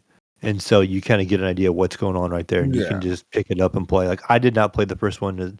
I only played it just a little bit. It wasn't for me at the time, and I thought about going back to it and checking it out, but I didn't. And now this is out. I'm like, I'm just going to check it out, you know. And so I started playing it, and I have a good idea of what happened in the first one. They do a good job of explaining it, so you know, like okay, this kind of happened, and you can just kind of go on from there. But it's so cinematic; it's easy to sit and watch what's going on the whole time. It's almost more of a, like you said, like a cinematic watching experience than a game even, really. You know, like it's a lot of watching. It is. Not a ton of combat or nothing. Well, I mean, there's a little bit of combat, but the combat's pretty simple in the aspect of you have dodge, block, light, and heavy attack. And parry, block, parry, block. And that's pretty dodge. it. Pretty much it. And the light and heavy attack, and the little mirror bullshit where you the mirrors your triggers, and it'll like flash. You put it on your side. I think I was having a hard time with the kind of the parry kind of going forward, where I felt like I was dodging more. You have to anticipate pretty good. Yeah. Once you get the parry down pretty good, though, you're able to fuck people up with that thing, dude. Because once I figured out how to do that against, there's like a red flash attack. It's like almost they're heavy, and it automatically causes like a combo to be hit on you. You know, they usually hit you kind of twice. I think I died once in this game. I died once already. Yeah, I died twice actually, but the first time I died by combat. And the second time, I don't know if you guys seen this, when you part with the father, like with your dad, and you're walking through like in the like mine zone, and you walk into an area that's red. It starts going red, and I just kept walking into it. And I thought I was supposed to be walking into it, and then the screen just goes black, and then it reloaded, and I'm like, what the thing happened to me? Yeah, so like that was weird. Okay. I'm like, avoid the red flashy shit. Okay, because the ones that don't have red. With red. Yeah. What would you get? Yeah, because with the slaver boy guy, like he was knocking me to the ground, and I was like, "Oh crud! Like what's going on? Like, okay, I got to dodge, not parry." He was getting out some pretty strong attacks. Yeah, my impression when I saw the first game, I was watching someone stream it, and I was like, I think the streamer was asking for like backseating or something like that. So I was just watching, and then there's like a lot of puzzles. And so I think like the streamer was like stuck in the same place for like an hour, like trying to go around just for like the simple puzzles. I think she was trying to like open a door. It's not like you got to like line up like the symbols, whatever. That's kind of what we had to do early on in this. You have to line a couple of things up yet. Yeah. And so it's a little tricky, but hopefully they're not too much more difficult than all the first couple we've had. But the combat's kind of fun in this. Like they did kind of change that up. So. But there is the same kind of puzzles as well. Yeah, which I haven't had an issue with right off the beginning of this game, because you know you just kind of go around an area and so I'm using a controller. I'm playing on the Series X, playing on a cheap 4K TV with headphones, because they said the best way to experience this game. So that's the way I'm playing it. But yeah, like I just kind of go to an area like, okay, I'm gonna go over here, kind of like was it Resident Evil 4, guys, that kind of had that linear kind of path you can go? Might have been. I think it was Resident Evil, the original. Was it 3? Anyway, so I'll just keep. I think it was 3. So that game was actually co-op, right? But this is a single player, but kind of reminds me of that. Kind of jump off the little ledge, but you can't go back, right? You have to keep going forward. So, everything's kind of like a linear path. So then, like, oh, okay, the controller is vibrating. Let me pull up my focus on this game. Oh, okay, like I'm getting closer, and then I just have to go a little more forward. So whether it's kind of lining things up and it gives you a lot of hints, Nypron, where it'll say, okay, this is a 3-part, right? You have to get the 2Ks and then the cross, So it's like an escape room kind of thing. Like you leave the room and then you're in the next room and you got to figure out how to unlock the next door, right? Right. So but it's not the whole game, right? It's just when you get to a certain area, like, okay, this is an escape room part of it. Yeah. You've only had like what? I've only had 2 major puzzles like that, and then the rest of it's just the normal combat.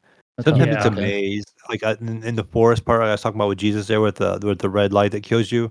There's like 3 or 4 different pathways that you can take, and you have to figure out which one it is. Like you break this little glass door with your torch you're carrying, and you like start walking down this pathway, and it's like trees on both sides, but you can see this red light down the end of the pathway. So you're just like, oh shit, I don't want to go that way because like I said, it kills you.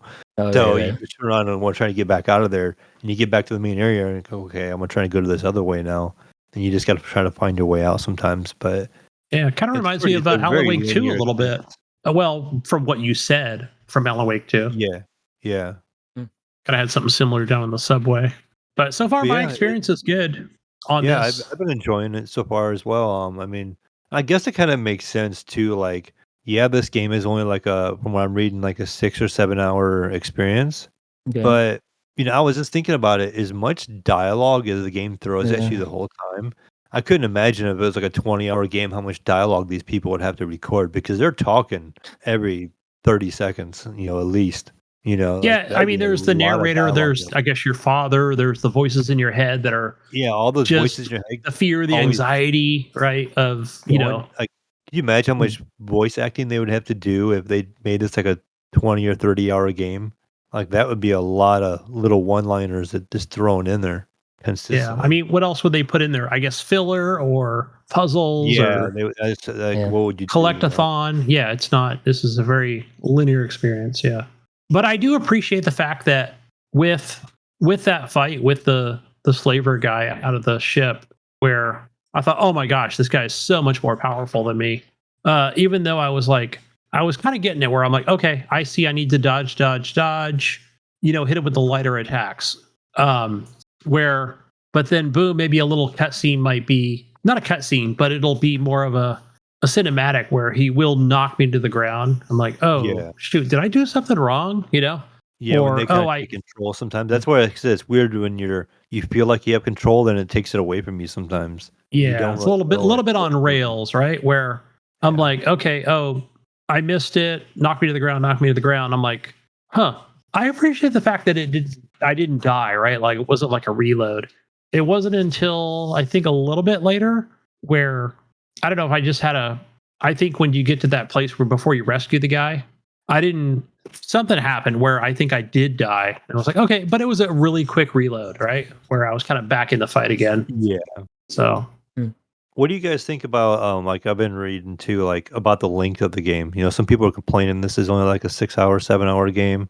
I'm okay with it myself. Like not every game has to be a 20 or 30 hour epic adventure anymore, I feel. I mean, you're not paying this game. I mean, it's on Game Pass for me, but I'm not sure it's $50 new.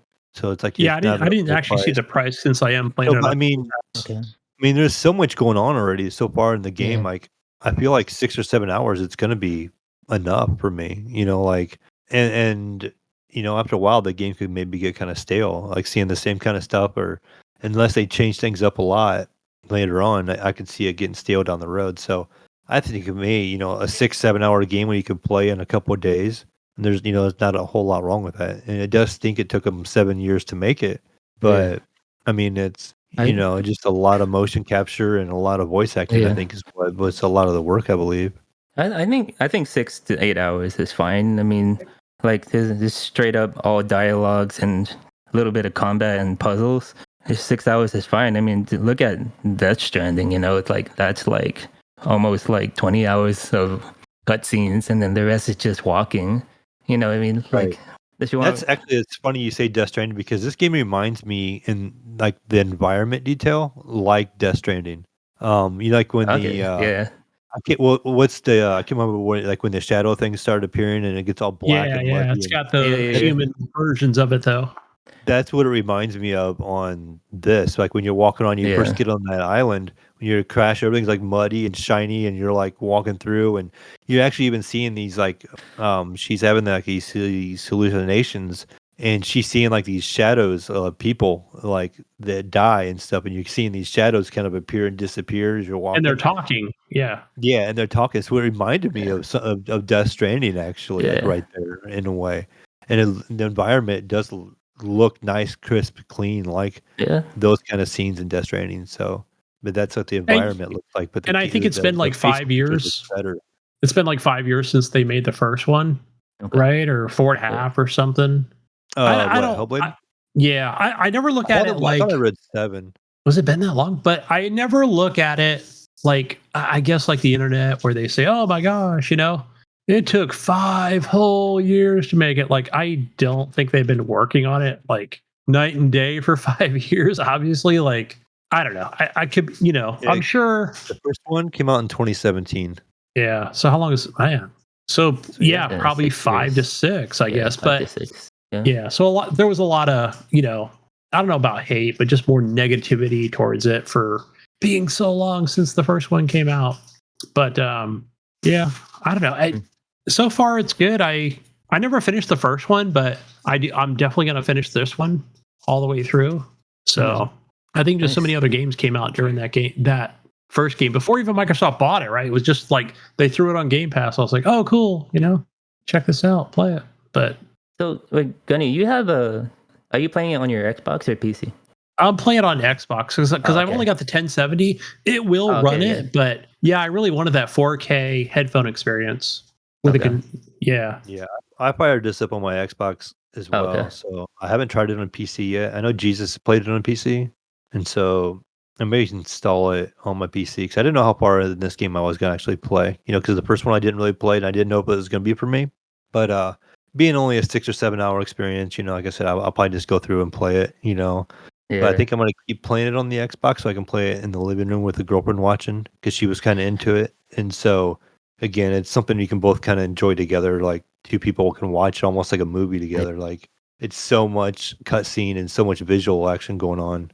That the only downside to 2 people watching together is the lack of headphones, So I'm playing on my sound bar, but it still sounds pretty good, So it doesn't have quite the immersion. Yeah, that was the other option they recommended, like a definitely. So I have an Dolby Atmos sound bar, so it sounds pretty good. So Nypron, if you're wondering, like I didn't see any kind of performance settings on the Xbox X there was nothing like that. They don't have any. Remember I told you guys last time on the show that they weren't going to have any?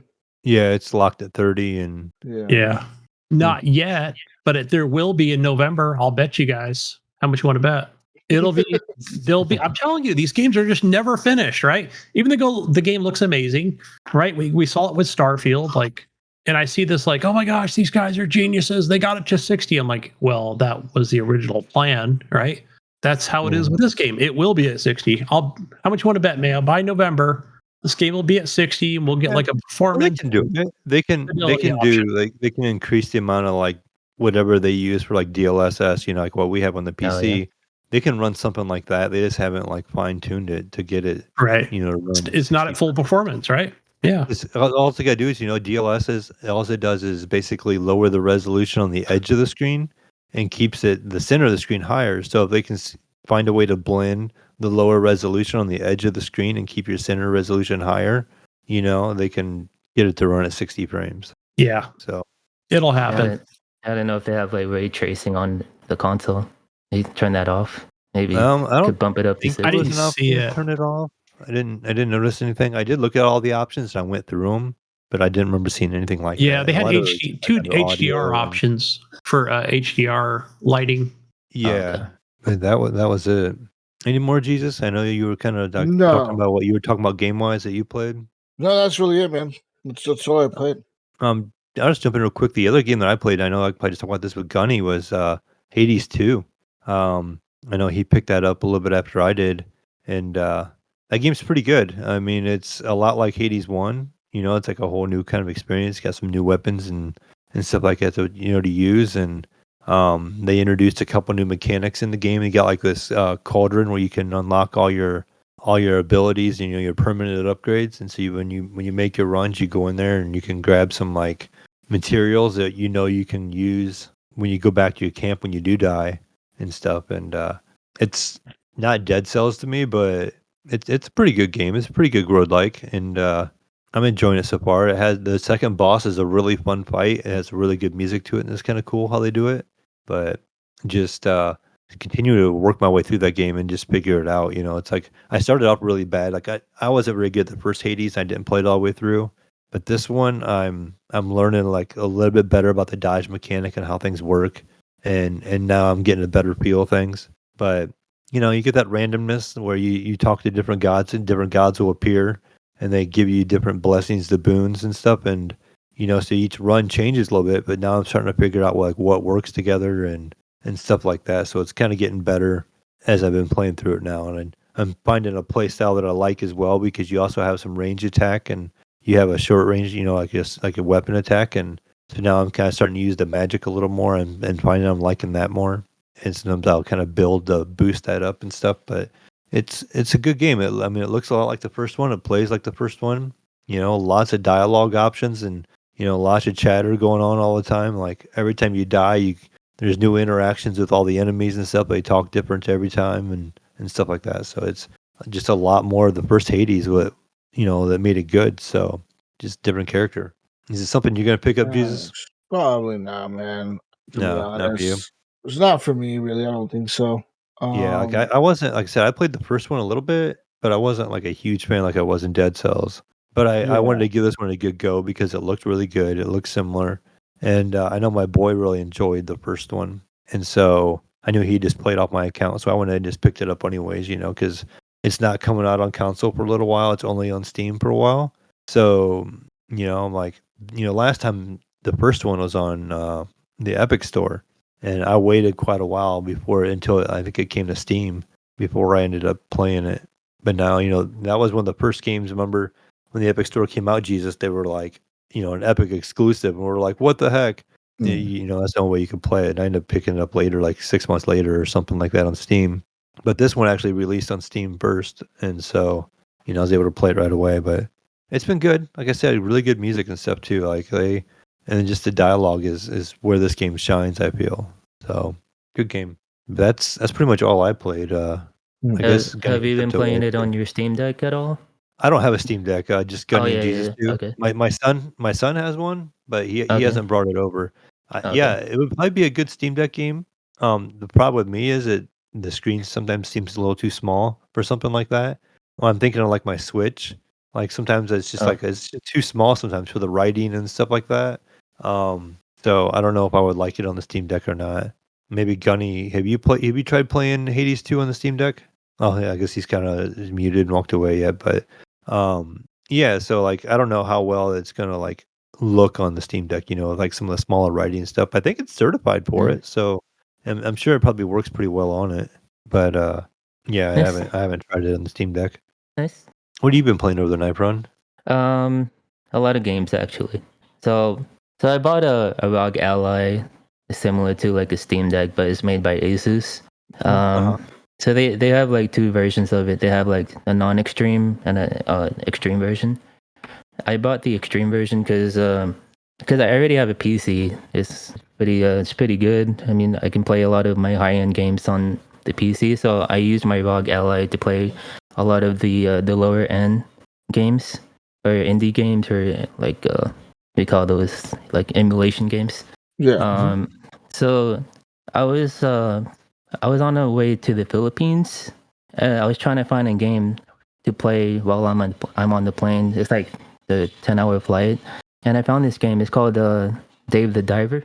So Jesus played that game. Okay, it's good. it's a good game. Yeah. So I've been playing a lot of it. So like you start off like I think you're like a retired guy. You're like on vacation, and then your friend calls you like, hey, let's make a business, let's make a sushi business, and you're like a professional diver. So like you just go down in the open sea, and at first you catch like a lot of the small fishes with your harpoons, and you can actually like go down deeper and find like bigger fishes, and you can collect them, and you can use those fish to go to like your sushi restaurant. It's like a restaurant management. It's like exploration slash restaurant management game. So like, you got to manage like the restaurant, and you can put whatever fish you caught in the menu. And so there's some fishes where like it has like good quality, like they sell a lot, and you can, if you caught like a lot of the same fish, you can actually combine them to improve the quality of the fish, and get like higher prices of the fishes. And it's pretty cool because the chef that you get in your sushi is like, it's really cool. Like when you teach him a new menu, it shows like an animation where like it looks like an anime where he's like chopping up the fish and he's like cooking the fish and all that stuff. It's pretty nice.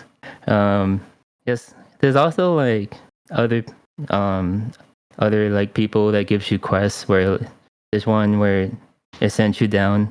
It's kind of like Subnautica, where you find like alien entities underwater. Oh, okay. There's like some sort of backstory underwater. Like there's some ancient civilization you find down there, and you gotta uncover what's going on. And there's also like earthquakes going on underwater. It's like you gotta figure out why the earthquake. I'm still trying to figure that out. Yeah, so far it's fun. I like to play that when like at the end of the day when I'm just about going to bed. I just play on the Rogue Ally and then play that game. It's pretty chill. It kind of reminds me of I'm trying to remember what this game was, where you're like become like a little shop and you run a little dungeon. It's kind of like Zelda's, like a top-down dungeon game, and you find items in there and you decide you want to warp out of the dungeon, and you take them back to your shop and you sell them. It kind of reminds me of something like that. It's a little indie game. I can't remember the name of it right now. That was the one that Ryan played a lot, right? Yeah, I can't think. I don't know why I can't think of the name of it here off the top of my head, but it reminds me of something like that with even more stuff incorporated into it, like like a different angle and things and stuff, and a little more backstory. But that we just went in, and if you kept getting the same item and kept called Moonlighter store, Moonlighter, that's what it was. Yeah, and you would keep selling the same item too many times, it would actually devalue that item. Like they would pay less for it. But you had to guess the price of the item. Like you would put it on sale, right? And your little customers come in and you're like watching the screen and they look at your item and they'll make like a really happy face or like a frowny face. And you have to judge by that. So like you didn't know like, okay, I can raise the price of this. So like you would raise the price and eventually they would be like not buying it, or they bought it so often they just kind of quit buying it. So like you gotta start lowering the price of the item because and then you use that money to buy better gear and stuff like that and better weapons and stuff to take it into your run that you would do. It kind of reminds me of that a little bit, but more polished. Yeah, like you can use the money to like buy better gear, like to give you more oxygen, or you can dive deeper in the sea, or like you can have bigger storage to bring out more fish, or you can use the money to like decorate your restaurant, your sushi restaurant, whatever. And yes, like you can also find like chests underwater that like sometimes you find a weapon that you never found before, and you can bring it up with you, and you can research that weapon that you can use on your next dive. Like right now you have like a harpoon, your basic harpoon, and then you can have like a basic gun. You can use a gun, and then you can find like a dart where you can put the fish to sleep. And you have like better ingredient of the fish. Yeah, it's pretty cool, pretty nice. Nice. Yeah, I'll have to check it out. They actually added this to PS Plus as one of the games they're giving away. So I have this on my PlayStation as well. Oh, it's on PlayStation? Yeah. That's cool. Pretty sure it was. It was given away. I think it was like last month or this month. Okay, nice. Other than that, I've been playing a lot of multiplayer games. Like I played X Defiant. That's a game by Ubisoft. Yeah, that's the The shooter is kind of a shooter like COD. using their characters. Yeah. Yeah, so I played that is when that game came out. I liked it. It reminded me a lot of like the old COD days, where it's just straight up like arena shooter, you know. And yeah, it has like it. It does remind me of COD too, because the guns, like the reload animations, are like COD, and they have like M4, AKs, and all that, MP5, and then like you can level up your guns by killing people and completing matches, and you can get attachments and skins and stuff. What's different about this is that not only it has that COD aspect, but it also has like those character abilities, kind of like Apex or like Valorant, like Right. and these characters have like they're from different games of The Ubisoft. Ubisoft mix, right? And so Yes, like from what I know, there's 4 factions, and there's 3 characters out of the 4 factions. So I think there's one from Division. It's the one with the flamethrowers. I forgot their name.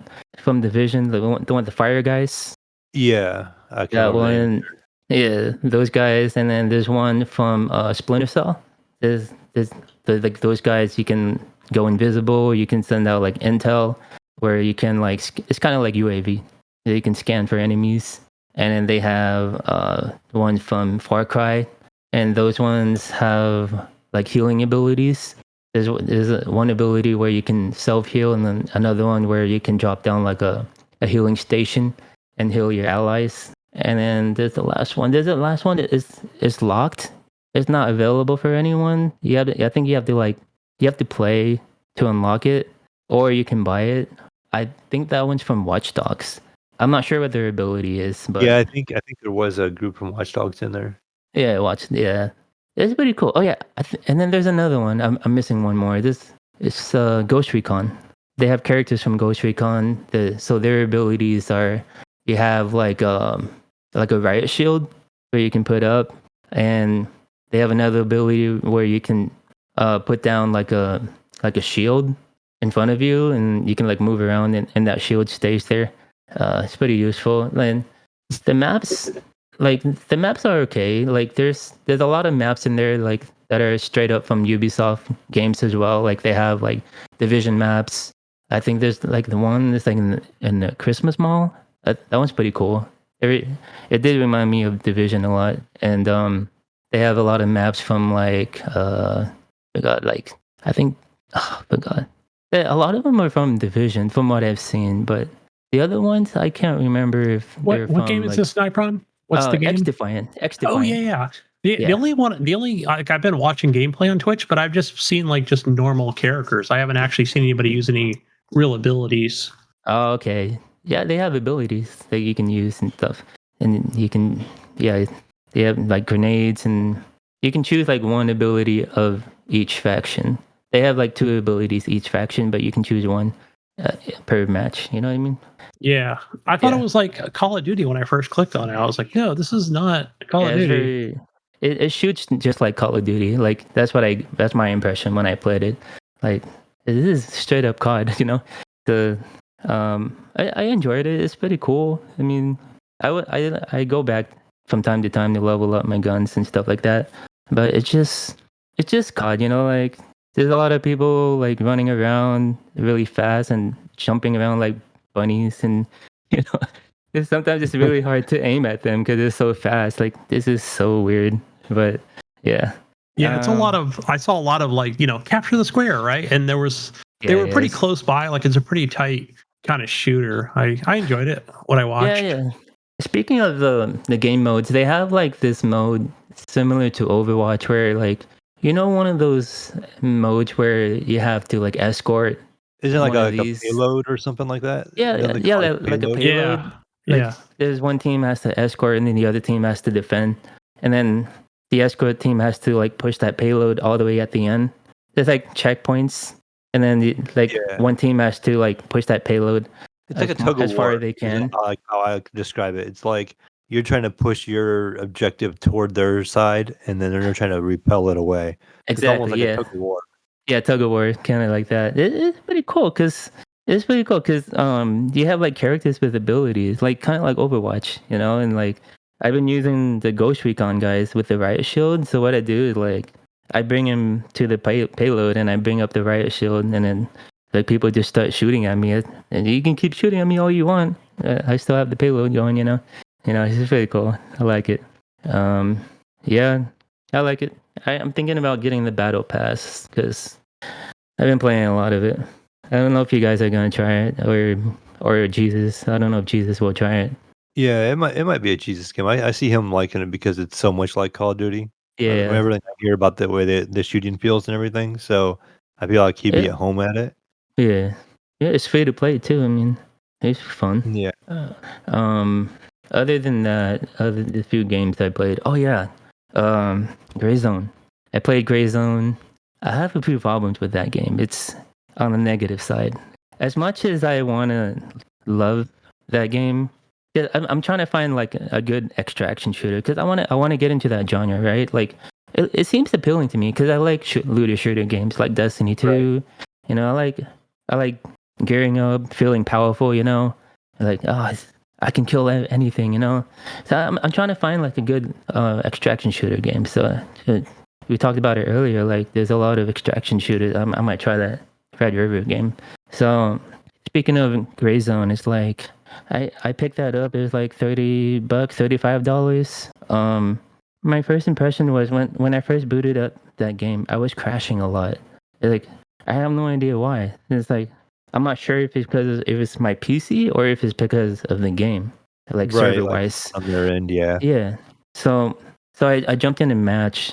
It took like maybe 10 minutes to load into the map, and then everything like was like slideshow from there on, like 4 frames, 10 frames per second. It's like I'm trying to figure out. Okay, let me turn down the graphics a bit, and put on what's that one? The render resolution. Put it down a bit. Yeah, the DLSS. Put that down a bit. Okay, so I'm getting like 40 frames. I have a 280 RTX. This video card is the same. Bad. Yeah, it's the same. Jesus gave me this video card. Thank Jesus. He remembers now. I remember. Yeah, so I'm still rocking it, right? And so yeah, so loading up Warzone, and I'm like scratching my head. So I have like 40 frames, 50 frames, and I hopped on a helicopter, go to one of these landing zones and just try to loot. This is I've been getting a lot of like skips lately, like stuttering. Like my frames will go down to like 50, then 30, then 60, then 20, and then so it's all over the place. Yeah, like all over the place. Maybe memory, or you just have your settings too high. I don't know if it's the server or if it's my PC. So I YouTube like how to like optimize my frame rates, and I followed a tutorial where you gotta go to like the properties and go to mod files, and like you gotta like rename one of the INIs, whatever. You gotta like configure something in there. So I changed that, and then everything was okay now. Like I was getting like 70 to 80 frames. Everything was smooth. I said, okay, I can play like this. So I hopped on a helicopter, like go to one of the landing zones. I started skipping again. So it's not my end. It's a server's. So apparently, like there's a lot of people like jumping in. It's like having server lags, whatever.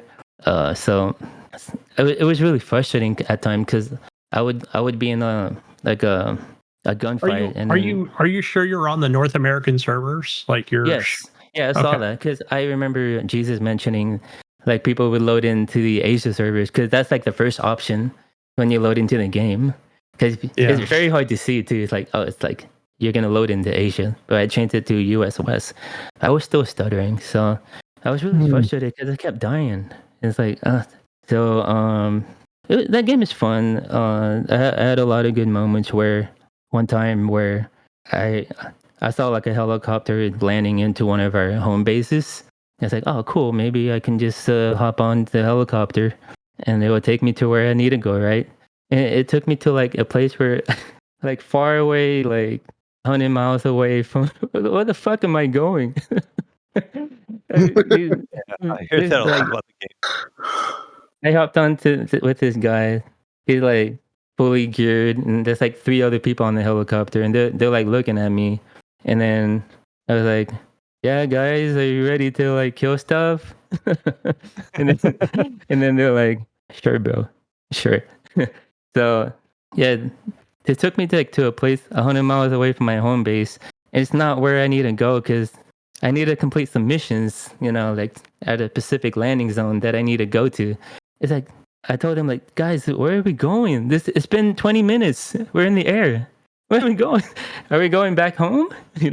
So we landed back there, and it's like they took off doing their own thing. And then what's cool is that, like, when you start landing, you can actually call for a helicopter, and you don't have to go back to home base right away. You can actually land at a different spot, and if you need to do something else, that's pretty cool. So I did that, and then I died because the stuttering issue. And this. Yeah, that sucks, man. I'm curious, Jesus and Nypron, like, if you can you stay on the helicopter and just goes to its next destination? No. So as soon as you land, you automatically get you gotta off. call it again. Okay. The problem with that is there can only be 5 helicopters in the air at once. So if there's like people calling for helicopters, and there's like 5 helicopters up in the air, you gotta wait for like 10 minutes sometimes just for the bird to be free for you to pick up. There's one time at the home base, like the guys, like everyone was waiting. There's like 10 people waiting, and then this guy is like, "When the fuck is this helicopter coming?" It's been like 10 minutes. Yes. But as much as I want to get into extraction shooters, like Gray Zone, yeah, we might need some fast travel here, right, as an option. It's just a stuttering issue. I hate to say it. I had to refund it because I don't know if it's my PC or the server issues. It was less enjoyable for me when it was stuttering a lot. I don't ever really use it myself or something like that, but you could always try using the GeForce experience, and then letting it optimize your graphics settings. Because maybe it's just something that you have turned on that's causing the hiccup, and just try it with their recommended settings on there. Because it uses your graphics card. It knows what card you're using, and it'll give you like a recommended setting. Yeah. You could maybe just apply that once, and then try to load the game and see if it has a stutter. And if it doesn't, you're like, okay, maybe it's something you had turned on, and you can run with that, and then and then you can change it and tweak it by how you want it. Okay, maybe it had the game on low, and now you can bump it up to medium or high quality textures. Okay, the game is still running fine, so let me change this. Do it through one at a time, and you might be able to find what's causing it if it's a setting. That's how you can check sometimes. Like just going to GeForce experience. Like I don't know if you use that or not. But just to let it optimize. And see if, and try it once after that, and see if it's a setting that you're not catching. Maybe that'll catch it for you. Not gonna lie though, like that game, even on the lowest settings, it looks beautiful. It looks really nice and very immersive too. Other than that, I've been playing a lot of like these old games lately. Like I played R6 or Rainbow Six Siege.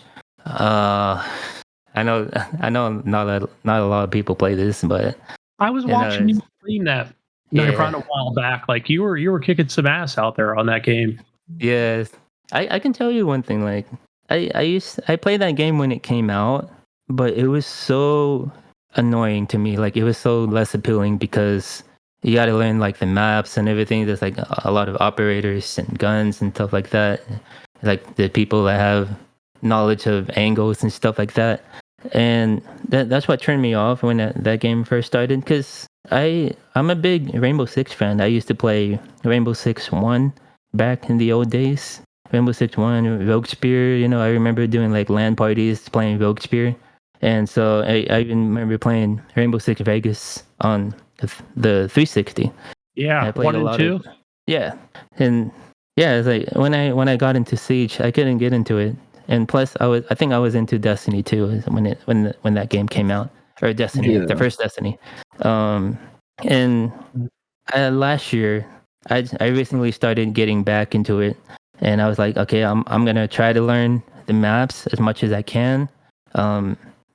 the best way to learn the maps if you're a defender is just stay in sight, let everyone do their thing, just because there's a defensive side and attacker side, and just the goal of the attackers is they have to come in sight and plant the bomb, right?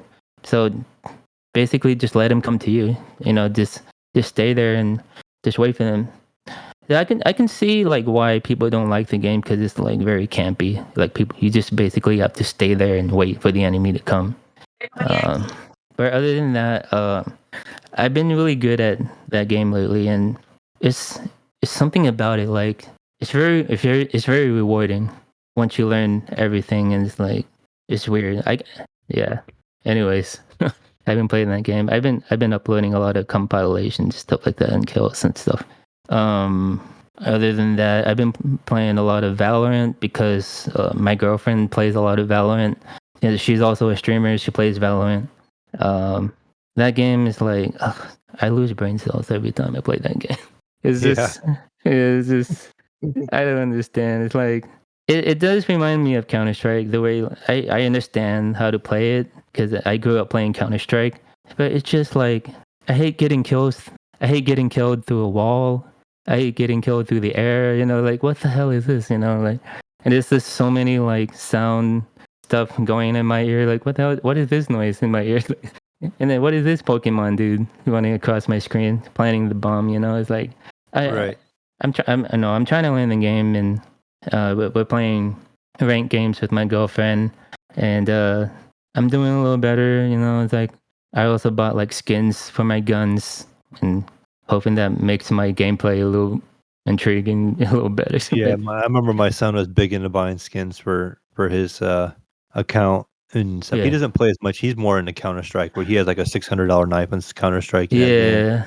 And this and that. But have you seen, or Jesus, have you seen or had any interest in the new Marvel Rivals game coming out like that? Oh yeah, that one. No. You guys seen that? So it's basically I haven't seen any gameplay or anything. But it's with Marvel heroes. It's on Steam. Like you can see a video on there. So it plays a lot like Valorant, except for you got Marvel heroes in it, and their abilities are kind of like Marvel based. So that's something might be if you're into Marvel at all, you might be able to identify at least what's going on. Yeah. And that looks pretty cool. So it looks pretty interesting. My son was kind of watching some videos on it and telling me about it the other day. So when is that coming out? It just says to be announced. Yeah. But they did have like a play test that some streamers have been playing it, I think. Yeah, I saw people playing it. Hopefully soon. But that one might be a good one that you guys can jump into and get in at the same time as everybody else and learn it at the same time, where like you said, like the barrier to entry on like Rainbow Six is some of the people have been playing that for so long. So when you get into it, same way with Counter-Strike, like they all know those angles. Like when I watch my son play, like they know every angle. Like, oh, you go down this hallway, you gotta check this angle, this angle. You gotta hold that angle. It's very, your grenades have to be in an exact certain spot. You gotta flash at a certain spot.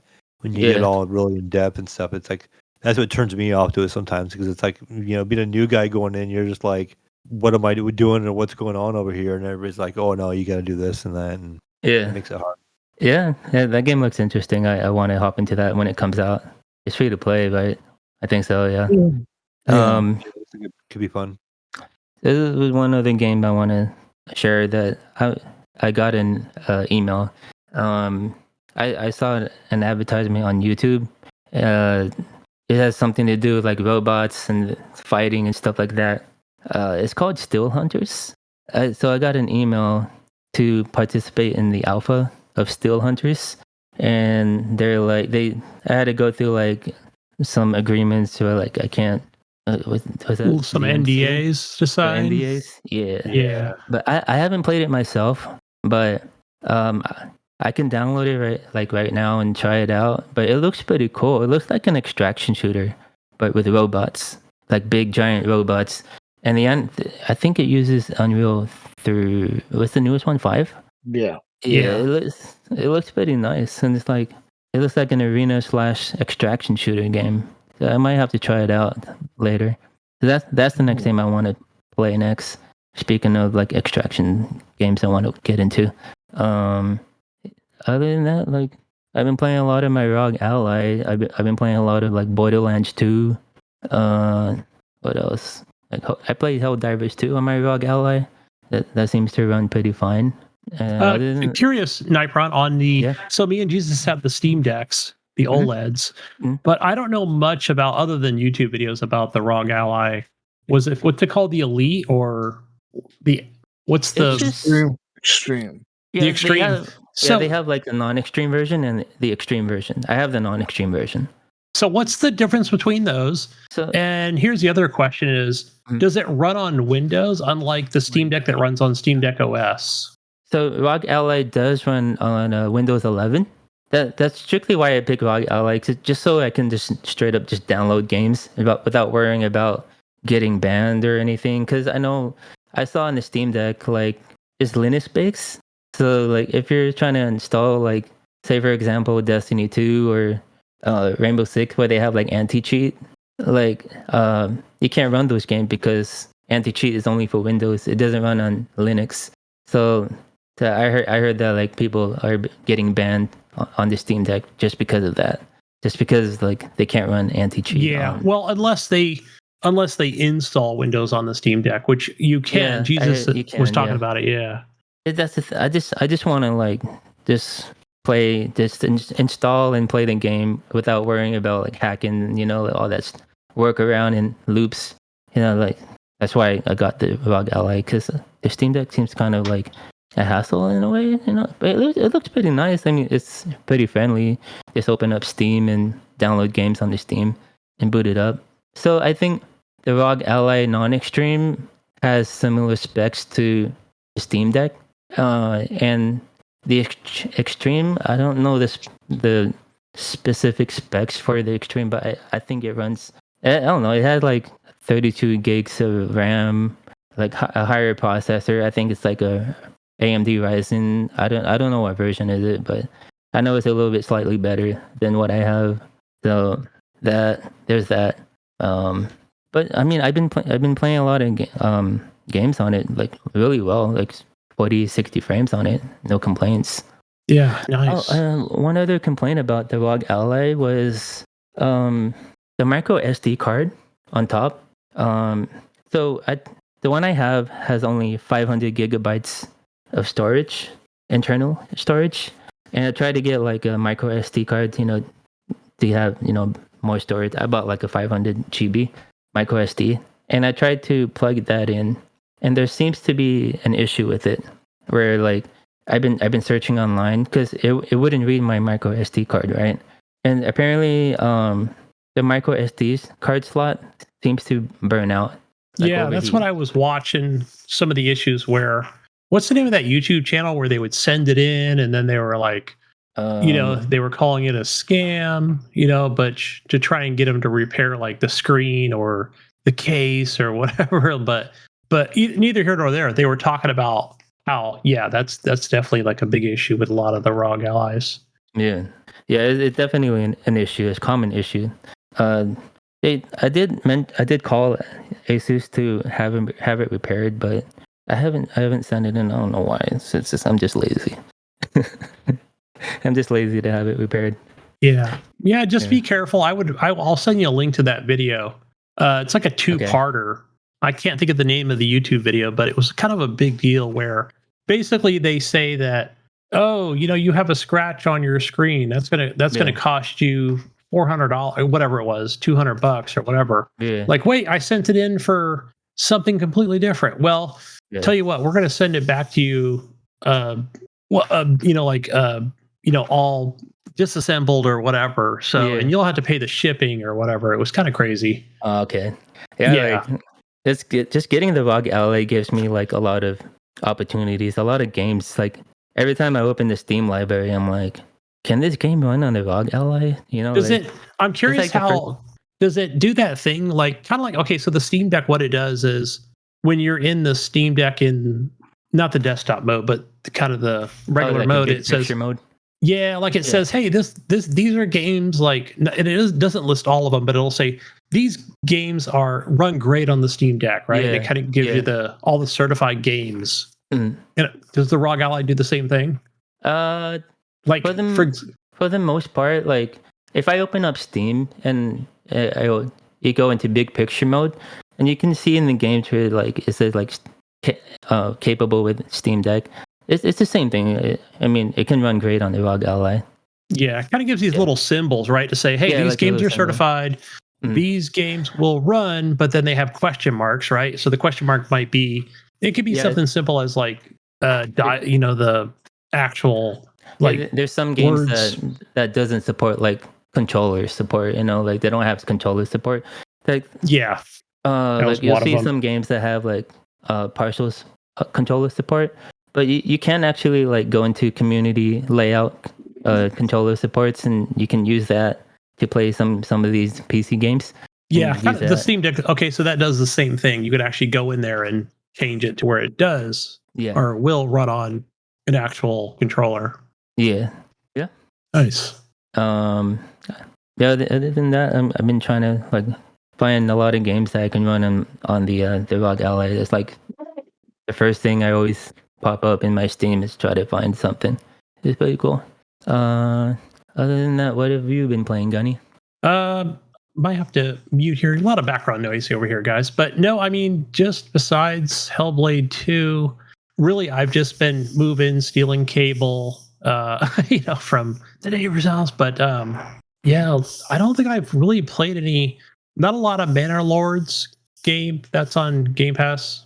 Yeah, I don't think I've played too much of that since the last time we spoke, really.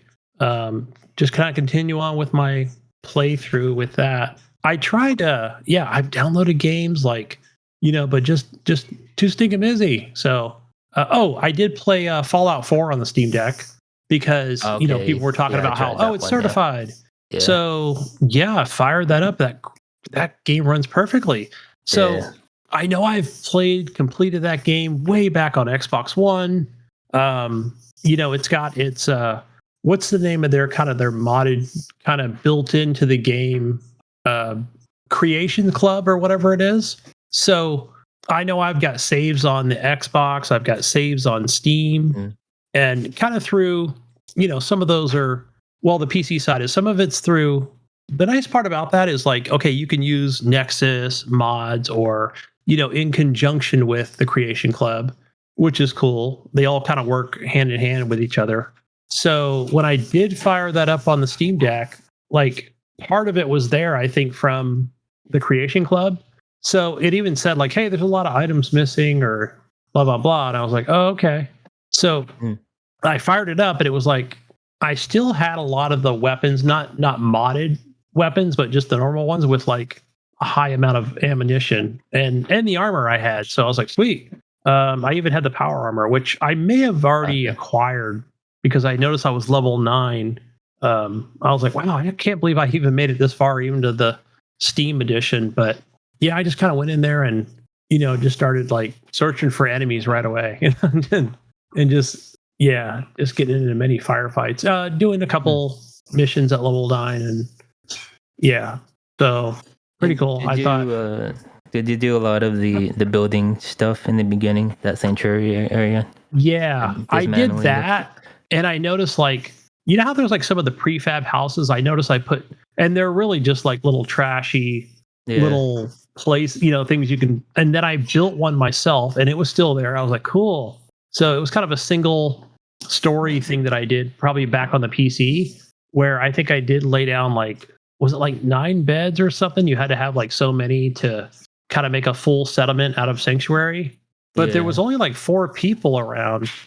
I remember even Nypron where like, like that person has to do the farming or whatever. Like I remember that being a kind of a complicated process. I felt like even in the beginning where I wouldn't even know how to do it now, where it's like, okay, this person farms here and like this person does something else, Yes, I remember that. Like there's like other settlements you gotta like maintain. I think that's what threw me off. Like you gotta like go to other settlements and you gotta like build more stuff. Yeah, like I think I'm currently at Starlight Drive-In where it's like, oh, okay, like you have to build the antenna. Yeah, the red rocket. Yeah, not the red rocket, but then there was the drive-in, not kind of not far from there either, but you could run there. So I'm over there right now. I built the antenna. Why I'm building it, I forgot why, but I think it just recruits other people to come. Right, is what it does. Oh, okay. And then like you put down the generator, and then you got to connect the wires. You know, kind of like in I think Starfield kind of does that same thing where like you got to make sure everything's connected, everything has power. So I didn't understand how to do that one, the power stuff. I had actually remembered from the Xbox one version that I totally forgot where like the wire part was, but I think that's kind of automatic. I think you just gotta fiddle with the game a lot, or go through all the menus and just try and figure out what goes with what. So I don't know. I don't know if I'm going to continue on the Steam Deck with that game, but I feel like the Steam Deck's more for, I don't know, just smaller indie games, Yeah, that's what I got too when I got mine. I just want to play like lower end indie games on it, Yeah. But yeah, Galactic Survivors. I've just been playing the smaller stuff on there. So my bullet hell games.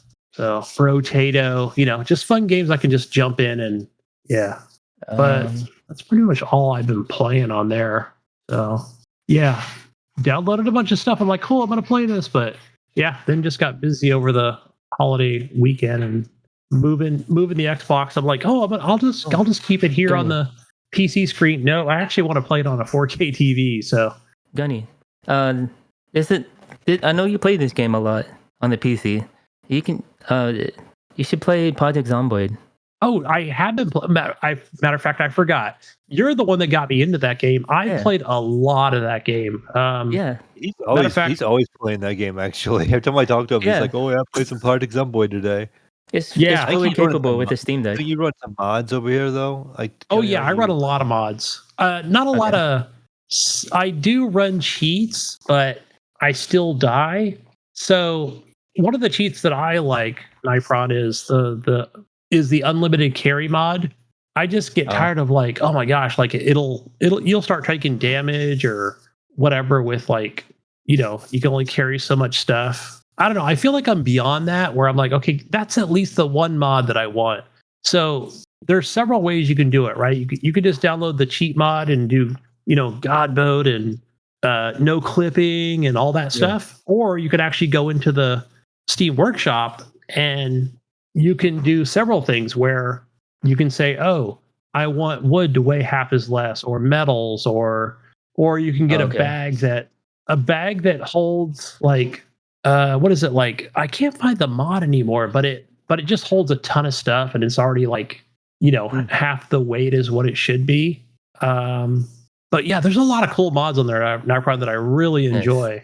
One of them is like it'll have like something, they don't call it Zombrex in the game, right? But it's something similar where you have to find the character in the game where you have to shoot and kill him and then loot his body, and he'll have like the vials of, the anti-zombie stuff. Yeah. So when you do get bit or whatever, and you kind of see your health, like you kind of know, like, okay, this is the end or whatever, it's unrecoverable, then you just kind of break that vial and take it.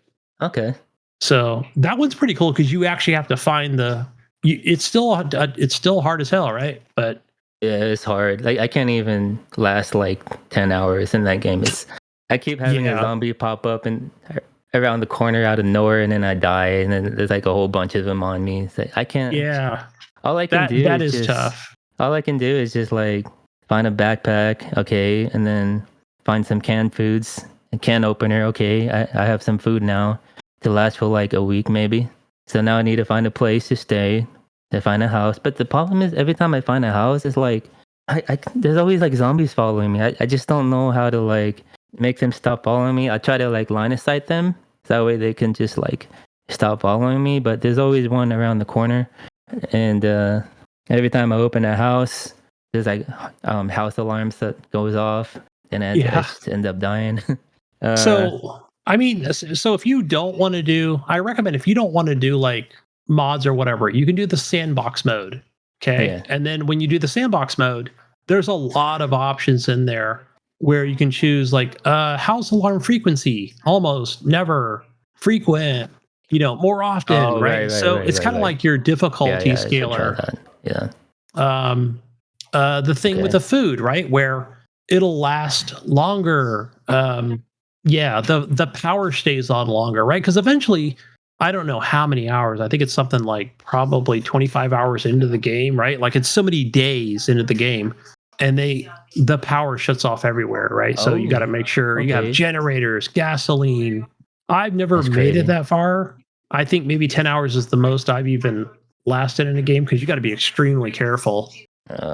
Like you said, you can just come around a corner and there's one like takes a bite out of your neck and you're like, fuck, all right, let me try and bandage up as I'm walking away. But then here comes 10 more, Right. It's like, oh shit.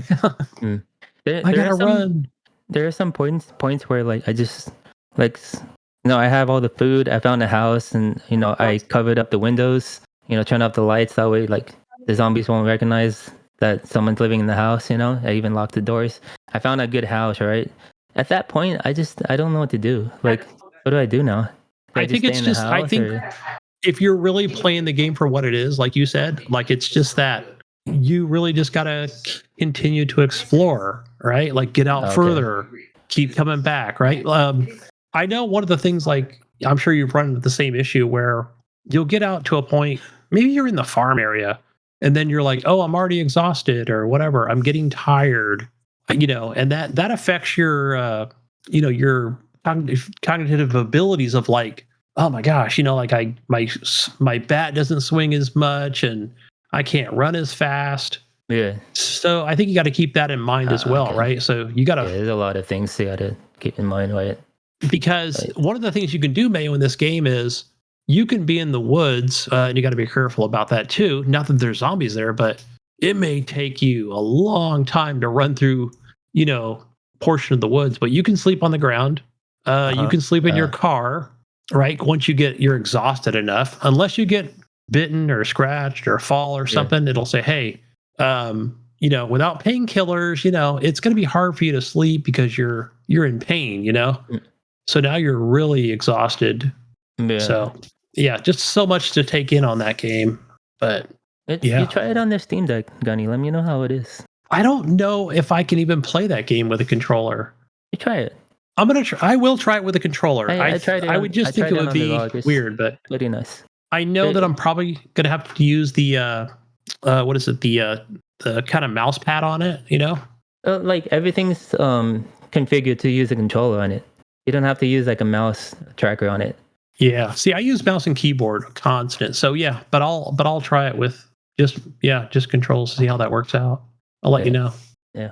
But so we've been playing, Jesus. I think we're ready for something else. Well, I guess it's news time. Beep beep beep beep beep beep beep beep. News time. Finally, ladies and gentlemen, we're here with the news.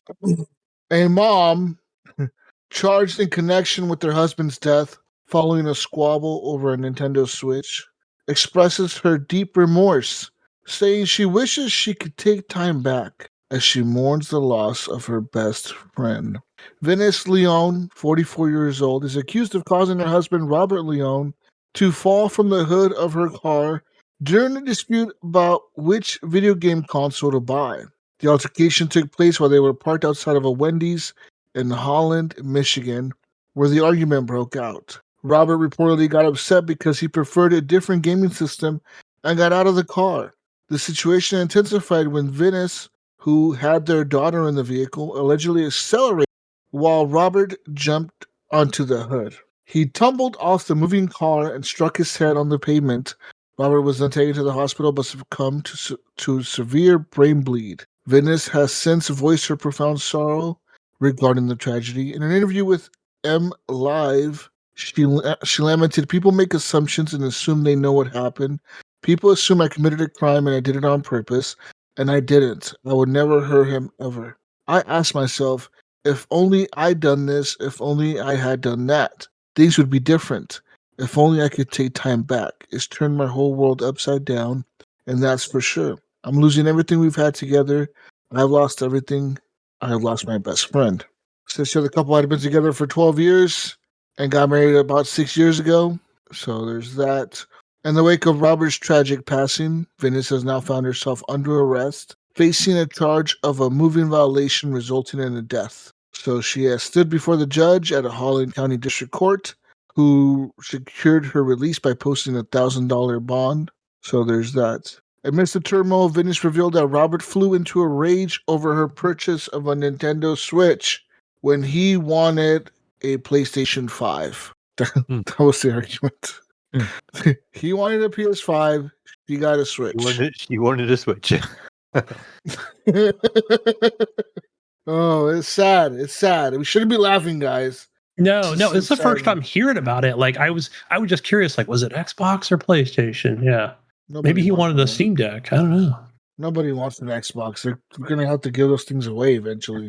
Yeah, it wasn't the Xbox. In other news, it was recently reported that Bungie has won a lawsuit against Phoenix Digital, who are also known as AIM Junkies, after alleging that the cheat provider infringed on a copyright. This is far from being the first time a case like this has unfolded, but per Stephen Totilo, it could be a worldwide first that a jury has to step into settle the claim. It says here, with Phoenix Digital filing a counterclaim and stressing that Bungie failed to prove a copyright infringement, it was left to a jury to pass the ultimate verdict, and they ruled in the favor of Bungie. This year, on the report filed on May 20th, it was revealed that potentially for the first time, the jury would decide the outcome of a copyright claim by a publisher against a cheat provider, and that came about because of Phoenix Digital's standpoint that Bungie was the malicious party in this debate. In just a few days, the case was wrapped up with the jury siding with Bungie, even though the compensation was not substantial, sitting at just about $63,000. It's an industry first that will go down in the history books. It says here, Phoenix Digital has already stressed that it will be appealing the jury's decision based on claims that Bungie illegally accessed their computer systems. So there's that. Pretty much they sued him for having some cheats, and Bungie sued him for copyright infringements, and they lost by jury. Yeah, so bunch of cheaters, right? So Nypron, I mean, I know you haven't probably played Destiny 2 in a while, but do you ever feel like you were ever on that other end of these people with this software, whether it be on console or PC? I mean, is it hard to tell? I don't know. I mean, just playing the PvP part of it, where I did watch a video and they kind of like specified it was obviously Destiny 2 and Call of Duty, right? Where they use this software, to kind of configure your controller or a mouse and a keyboard. Anti-cheat? No, this was more of a stuff to help you cheat. This is more like the aimbot stuff. Oh.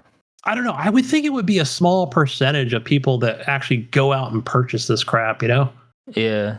Like, I don't know what it was, $60 or 50 or whatever. Be the best Destiny 2 player or Call of Duty player out there, with this software. And it works on all consoles or whatever and PC. You're asking, like, what do I think about the cheats? Yeah, I mean, do you think you were ever I don't want to say a victim of or do you think like motherfuckers using aimbot software? Yeah. While you were playing Destiny 2. Like, okay, this person can't be that good or whatever. They got to be using like a modded controller or something, Yeah, it's like it's pretty stupid. Like just seeing somebody cheating on the game in general. Right. It's like you really got to do that because the thing what are was you trying to prove, Yeah, the thing was with this software, like not just this company in particular, but it just ticks me off. But where they're like, oh, it's undetectable by any kind of anti-cheat stuff. So I don't know. Would you do it, Gunny? Like, would I do it? No way. No way would I ever do it. Like, I don't know. I don't see the fame and glory in it. Like I just don't see. I would never do it.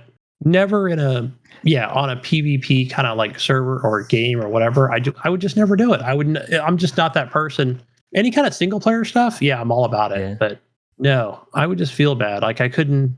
I couldn't do that. Where like I would fantasize where like in Warzone, like if I ever had like a cheat where I can see everyone like on the map, like I would always fantasize like, okay, I'm gonna try to do this without making it look obvious, right? Like I'm just gonna play like I'm playing normal, and then I know this guy's around the corner, and then I'm just gonna play it out. As if I'm. Yeah. They would never know it. They will never notice I'm cheating. Yeah, right. Like if you miss a few shots or whatever. Yeah. Yeah.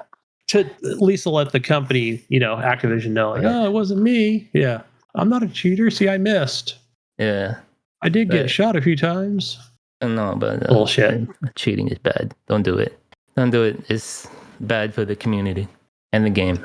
In other news, Toasted Shoes, who runs a channel featuring videos of Mortal Kombat mods, has taken to X to claim that Mortal Kombat publisher Warner Brothers has sent him a cease and desist in order to stop these videos. He said, "This morning I received an IP infringement notification directly from Warner Brothers stating that the Mortal Kombat mods in my content infringe on their intellectual property rights.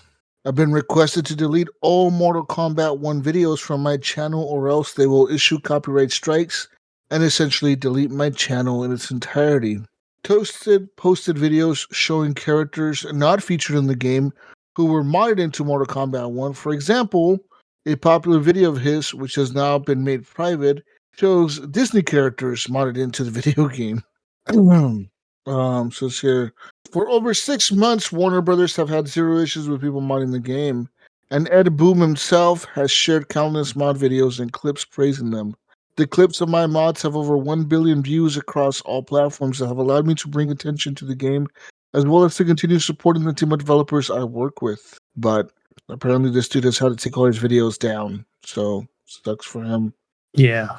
That's kind Warner of Brothers crazy, doesn't though. mess around. Yeah, on some of that stuff. Yeah, they're not budging, bro. They're saying take that shit down or we're taking you down. Right. Big company, right? Big dollars. I saw them do it when the game first came out, too. They were putting copyright claims on YouTubers. Yeah. In other news, City Skylines 2 is getting a patch for the economy in the system. So if you play the City Skylines game, City Skylines So 2, this does not affect Gunny, right? No, it shouldn't. No, it Gunny shouldn't. just has all the money. Gunny has all the money, so it doesn't really ever affect Gunny. But I get money everyone from else- homeless veterans, so yeah, I don't need it. Gunny takes money from the vets on Memorial Day. On Memorial Day, Gunny takes money from the vets. In other news, Call of Duty Black Ops 6 or Call of Duty 6 Black Ops. What I don't know what the fuck they're calling it, okay? Call of Duty Black Ops 6. Can't believe there's 6 of those. Will be the last. Oh, it says will be on last gen consoles based on leaked pre-order details. Call of Duty Black Ops 6 may come to last gen consoles if new leaked details are to be believed. An image shared by a Reddit user earlier today via Charlie Intel, which is like a Call of Duty website that does everything about Call of Duty, reveals what seems to be a GameStop pre-order information for this year's Call of Duty. As the picture shows, options for the PS5, Xbox Series X and S, and most notably a PS4 are included on the list of copies available for purchase.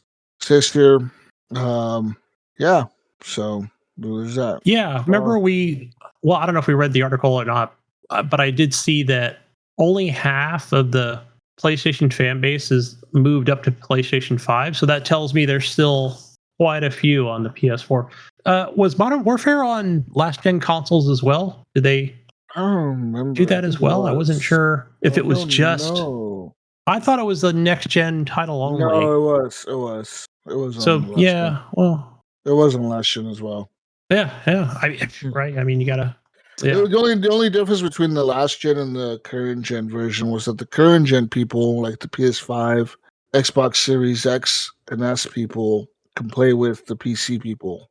That's right. Yep. I remember we did talk about that. Crossplay. Yeah. But like the PS4 and the Xbox One people can only play with the PS4 and Xbox One people. Yeah. So definitely smaller servers. Yep. No crossplay. But yeah, interesting that we're still doing that. That's crazy. I wonder GTA 6 or whatever. Well, that'll be a ways off. I would think that would be a next gen only thing. All right. Now the leaks are coming for Call of Duty, Gunny. Okay. First gameplay images of Black Ops 6 have been revealed in new teasers that took place this weekend. It was an event-filled Sunday, Black Ops 6 this weekend, as a new round of teasers for the game came courtesy of Noah J456. During his live stream, Noah played a video from Activision, which played a new teaser for Black Ops 6, confirming the setting to be the Gulf War. As spotted by some eagle-eyed fans, the teaser also contained what appeared to be our first glimpses of Black Ops 6 gameplay. As reposted by Modern Warzone, there's a video or whatever, you can see people sliding and shooting people or whatever, like in a multiplayer match. Not much else there. But yeah. The other thing I heard was possibility of it or being a 9/11 gameplay scene in there. Well, how the fuck does it take place in the Gulf War if there's a 9/11 scene in there? I don't know. That's just what I saw on Twitter X. Fuck I saw it on the X. Lots of rumors on there. What? Yep. Probably just some dumb user. I don't know. When was the Gulf War? No, when was... it was during... I don't remember what year. 2006, right? 9/11. I don't know when the Gulf War was. 2001? Says here... 2001. Sorry. Thank you. It says here, rumor has it Saddam Hussein may be one of the antagonists.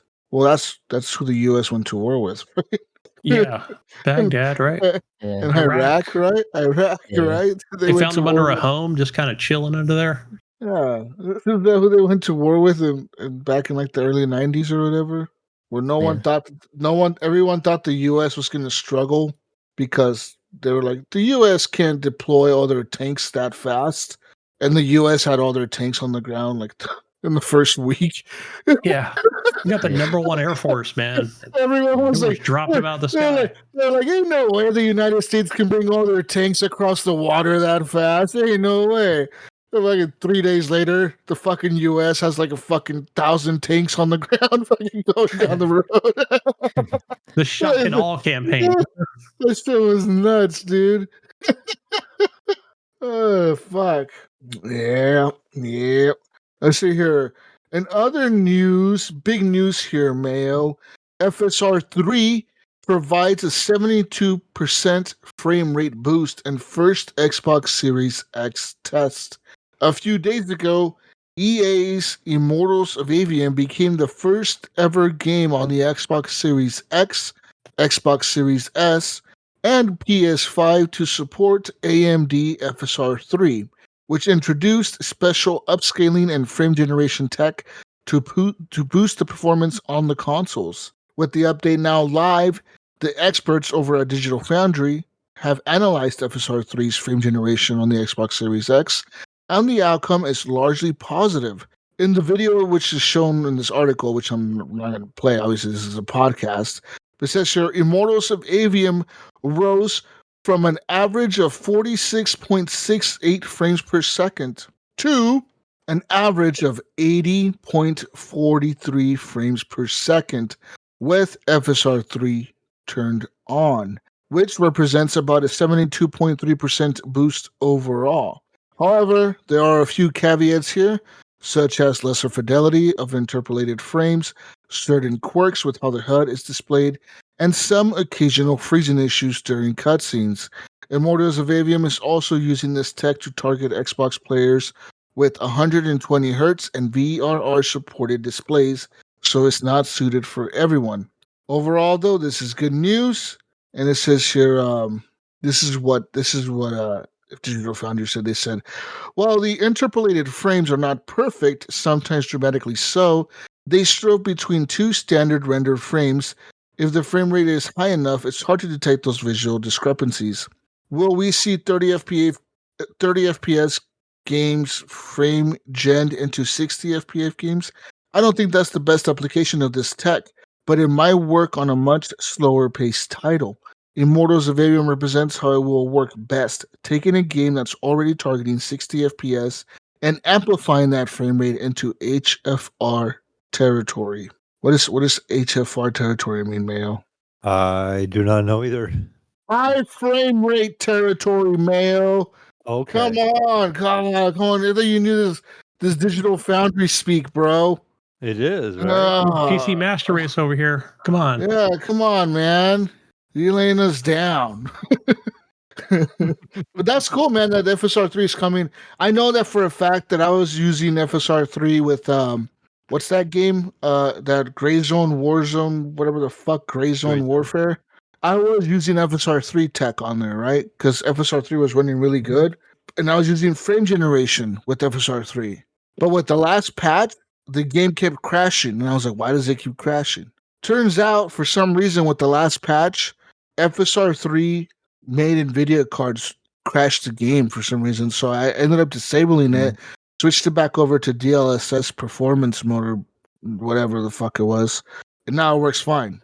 So I noticed that with some games, because FSR 3 works on NVIDIA cards, right? It does work with both NVIDIA and AMD cards. I don't think DLSS works with AMD cards, though, right? That's the way it is, right? It's a NVIDIA thing only. AMD somehow, though, their shit works on NVIDIA as well, which is really weird because it does. Games that have FSR 3, you can literally turn it on your NVIDIA card and it'll work. And a lot of the times you will see a performance boost, like a significant one at that. You know what I mean? Like your shit will go from like 60 to 100 or from 40 to 80 or whatever. Like it'll be a huge boost to your game's graphics or whatever. So I suggest you do that if you have an NVIDIA card. Yeah, I know Ghost Nico uses it. We both have 1070 Ti's. I love FSR 3 because in Starfield I would use FSR 3, I think, and it made the game run way better, dude. Way better. Yeah. How do I use that FSR 3? How do I use that? Is it in the settings? It's the same, it's the same as enabling DLSS. Instead of clicking on DLSS, you tab over and you switch it over to FSR 3. And yeah, that's how you use it. Literally, it's just I think I'm going to use that on see how it works on City Skylines too. Yeah, since that game drains my graphics card pretty good. Yeah, I mean, it depends if the game has the option for it as well. Oh yeah. Yeah. In other news, speaking of Call of Duty publisher Activision and Meta have now been sued by the families of the Uvalde shooting victims. Call of Duty publisher and Activision and Facebook and Instagram owner Meta are being sued in a new suit filed today by several families of the victims of the 2022 Uvalde Elementary School shooting. The lawsuit, which was filed in California, comes alongside an additional suit filed in Texas targeting the manufacturer of the gunman's AR-15 style rifle, Daniel Defense. Both suits arrive on the 2-year anniversary of the shooting, in which 19 children and 2 teachers were killed at Robb Elementary School. The documents claim that Activision, Meta, and Daniel Defense each took part in grooming the gunman to be a mass shooter. Activision and Meta are being sued essentially for the roles the documents allege they played in promoting the gun used in the shooting to 18-year-old Salvador Ramos.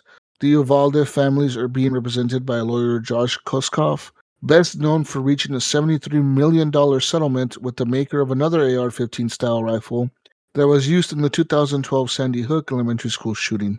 Daniel Defense is a predator, but can't get to prey without the help of these other third parties, Koskoff says. It says here, Ramos allegedly bought the gun a week before the shooting, just 23 minutes after his 18th birthday. Koskoff argues that this came months after he started playing Call of Duty Modern Warfare, which, according to the lawyer's account, began a spiral of the teenager becoming obsessed with guns. The gun that Ramos did end up purchasing, a DDM-4 V7, was featured in Modern Warfare's opening title page, the lawsuit says. Within a week of downloading Modern Warfare on November 5th, 2021, the shooter's phone indicates a growing obsession with weapons and accessories associated with the game, Koskoff says, according to the New York Times. The suit goes on to allege that by December 2021, Ramos was looking into Daniel Defense, researching what models he might use, and then even making several Instagram posts about weapons. In the process, Koskoff claims that the teenager was targeted and cultivated online by Instagram, Activision, and Daniel Defense. This 3-headed monster knowingly exposed him to the weapon, conditioned him to see it as a tool to solve his problems, and then trained him on how to use it, Koskoff says. In an interview with CBS News, Koskoff added that the Instagram created a connection between the gunman and the gun manufacturer. And nobody exploited Instagram for this purpose more than Daniel Defense, he said. If Instagram can prevent people from posting pictures of their private parts, they can't prevent people from posting pictures of an AR-15. And of course, Instagram does not care. They don't care. All they care about is driving traffic and generating attention, drawing attention and getting their ad revenue. Meta and Daniel Defense did not immediately respond to IGN's request for any comments. When reached by IGN, Activision issued the following statement. They said, the Uvalde shooting was horrendous and heartbreaking in every way, and we express our deepest sympathies to the families and communities who remain impacted by this senseless act of violence. Millions of people around the world enjoy video games without turning to horrific acts. The ESA has also issued a following statement more broadly addressing violence in video games. They said, we are saddened and outraged by the senseless acts of violence. At the same time, we discourage baseless accusations linking these strategies to video gameplay, which detract from the efforts to focus on the root issues and questions and safeguard against future tragedies. Many other countries have similar rates of video gameplay to the United States, yet you do not see the similar rates of gun violence. It says here, the lawsuit comes just days after the same 19 Uvalde families reached a $2 million settlement with the Texas city, in which they were also represented by the same lawyer. They also announced a number of new lawsuits against the Texas Department of Public Safety officers and Uvalde School District, including one $500 million lawsuit against nearly 100 state police officers. Wow. Yeah, you're just suing everybody. Wow. I mean, I get it, right? I get why they're doing it. Makes sense. Make people pay, right? For something that, you're going to have to live with the rest of your life. Yeah. There's something that happened to your kid or your family member or whatever. But I don't know if they're targeting the right people. You know what I mean? I think I get what they're trying to do. They're going through tragedy and a lot of shit. And I don't even think it's about the money. I think they're trying to get a message across, right? Yeah. I think they're not going about it the right way, because the way people are going to look at it is going to be like, you're doing it for money. And I think they should really target politicians and lawmakers. You know what I mean? In my opinion, I don't know. If they're trying to get guns banned or violence banned or whatever they're trying to get banned, I'm assuming the AR-15 rifle, right? I would say go to your lawmakers. Put pressure on them. You know what I mean? Put pressure on your senators, your governors, your representatives, your president, your Congress, your Supreme Court justices, all these people that pass laws to ban that gun, if that's what you really want. That's where I think the pressure should be. But hey, man, more power to them. If they could get money, fuck it. Sue everyone. I don't care. No money's going to replace people, man. Money doesn't replace people. Money doesn't replace a lawsuit. It doesn't replace people that you lost. It doesn't replace your kid. It doesn't replace none of that. And it sucks that it happened. But yeah, I know it was the Sandy Hook shooting where I know it's a different kind of case, but that's still when he went into an elementary school. Yeah, that was like one of the first main one, like the first major ones, right? Was that one, right? Yeah. In terms of a school shooting that I could remember, that was one of the. That was like one of the biggest ones. Like, and there was like. So let me ask you something, Jesus. I don't know if it's like, I know that I just vaguely remember like the mother of the shooter, whatever, he had something called a Bushmaster, semi-automatic rifle. And the mother knew she knew like he was mentally ill, because he would say some crazy stuff to her.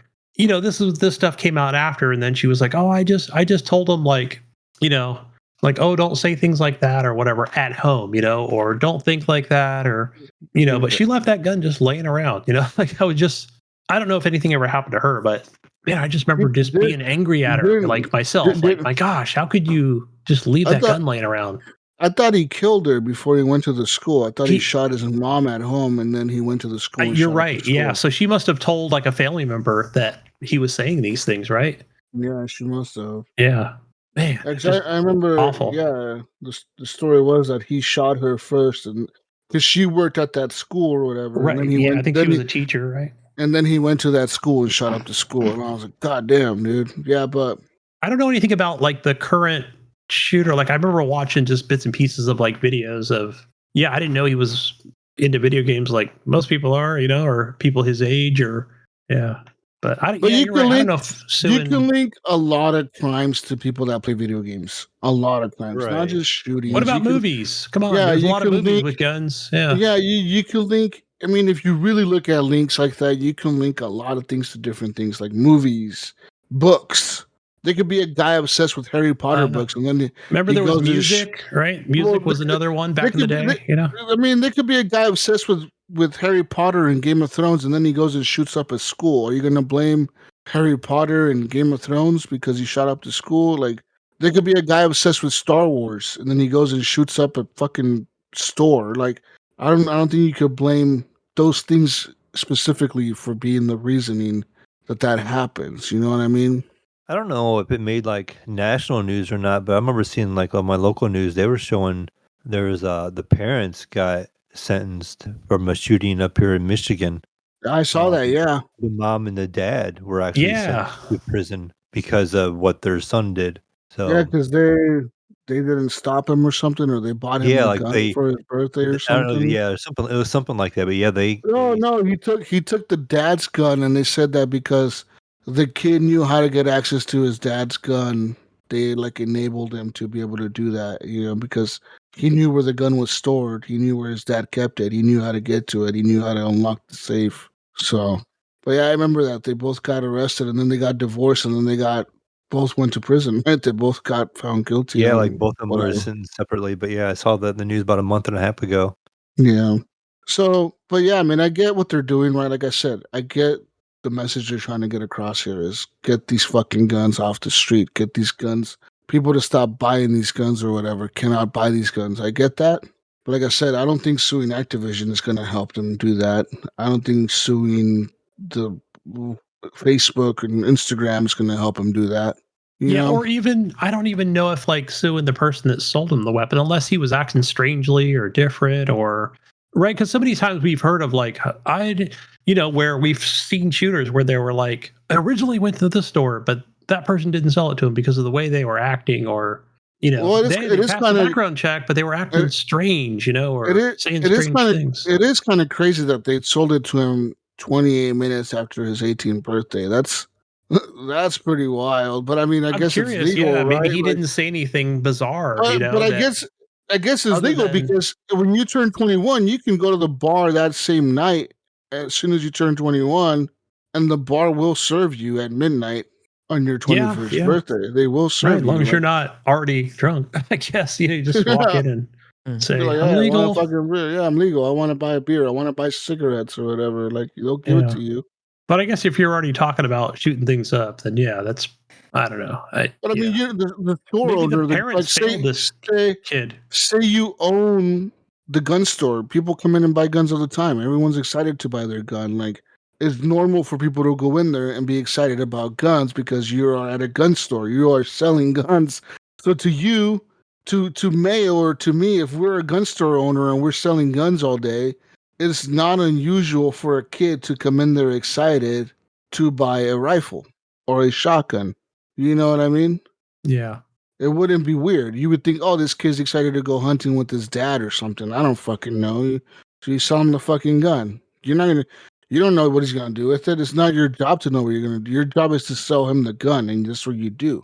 Right. Unless he's already talking about, even joking around about committing crimes, right? Like then it would be a red flag. Yeah, then it would be a red flag. But if they're not, they're just excited to buy the gun or whatever. You're like, whatever, dude. He's excited to buy a gun. Like, okay, I get it.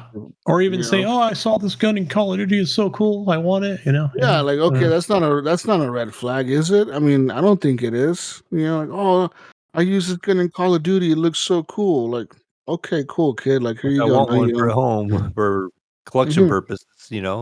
Yeah, like that's not a red flag. But how many times do you even see, like, a lot of the times, even during an aftermath, where we see it on the news, right? And then it's usually like the next day where this could have been prevented, because the parents or the friend or just nobody ever said how mentally unstable this person was, or but something. Hindsight it's always is hindsight. It's always 2020. When you look back, think about all the dumb shit you ever done in your life, right? Any dumb mistake you ever done, and you've regretted that decision that you made. Whether it was you sped and you got pulled over and you got a ticket. The time before you sped, you weren't thinking, oh, well, maybe if I don't speed, I won't get a ticket. No, you didn't give a fuck. You were speeding. That was what you were doing. Like, you just didn't care, at the moment. Yeah. But then you look back at it and you're like, oh, man, if I would have listened to Gunny and not sped, the cop would have never pulled me over and would have never got this ticket. It's like, you can always look back on stuff and say this is why this could have been prevented this way, this way, this way. Of course, and I'm sure if this kid even had parents, right, or a mother and a father in the house, right, I'm sure maybe they're probably thinking the same thing. If I would have told police, that he had an obsession with, I don't know, or talked about, doing harm to others, once he gets a weapon. Yeah. But a lot of the times that's not a crime, dude. Trust me, I know. Okay. You go to the police and you tell them, hey, making threats, this person is saying this. The police will tell you, well, have they done anything? Yeah. And you say, no, they haven't, but they're saying this. And the cop will tell you, well, because they haven't broken any law by speaking or saying that, we can't do nothing about it until they break a law. I've done it to myself. I've been to the police myself, and I've told them things about people. Hey, this person has said this or done this. Well, we get why you are here and you're trying to say this, but they technically haven't broken any law, so there's nothing I can do about it. And I'm like, and I even told the cop, so you're waiting for something worse to happen for you to be able to do something. And he's like, unfortunately, yes. There's nothing I could do about it right now legally. Like, I can't go there and arrest them for this. And I said, okay, well, what the fuck, dude? Like, what kind of fucking shit is... I told him, what kind of bullshit is this? Like, I'm telling you so something worse doesn't happen, and you're telling me, no, too bad, just go wait for something worse to happen and then come back. Yeah, with any information you have. Yeah. And that happens probably a lot, dude, across this country. Just people get their hands tied. Cops have certain rules they have to follow, right? And we see people get what's called the FBI watch list or whatever, right? They were on the list, of just, I don't know, yeah. You never know what's going on in somebody's mind. So I mean, like I said, I get why they're doing it, and I wish them luck. They deserve all the money in the world, if anything. But at the same time, I know that they probably won't achieve getting the guns banned by suing Facebook or Instagram or Xbox or Activision or Call of Duty or any other shooter game out there. They could sue. That lawyer could file a lawsuit against every fucking video game that has a gun. Battlefield, Call of Duty, Apex, fucking X-Defiant, The Division. They could fucking every game that has a gun. They could file a lawsuit against every single video game company out there. And they could win them all. But guess what? That's not going to stop the video game companies from putting guns in their game. It's not going to stop the guns being sold.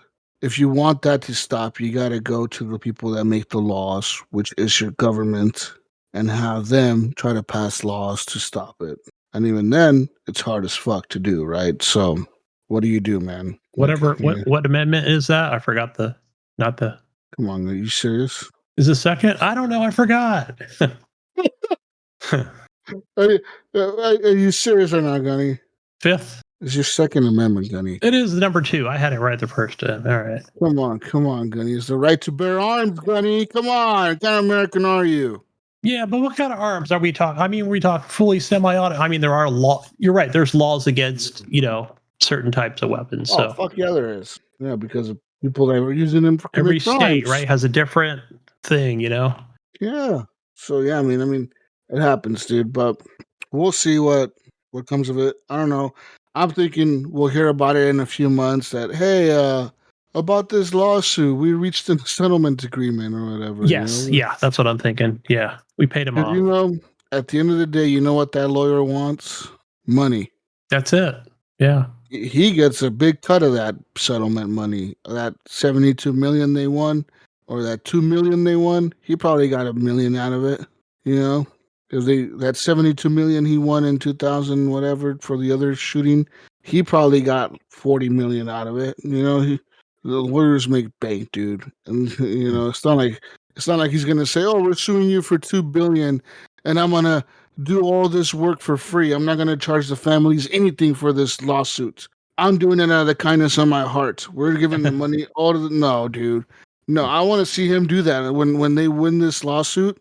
I want to see that lawyer come out and say, "Oh, I did this because I love being against guns and I love being good to these families, and we're going to give them all the money for free. We did this for free, guys." I mean, it'd be great publicity, but I don't think he will do it because money talks, dude. Yeah, money he or she, talks, right? man. Just in it for the money. We'll see. Maybe he has a really good heart, and he will come out and say that.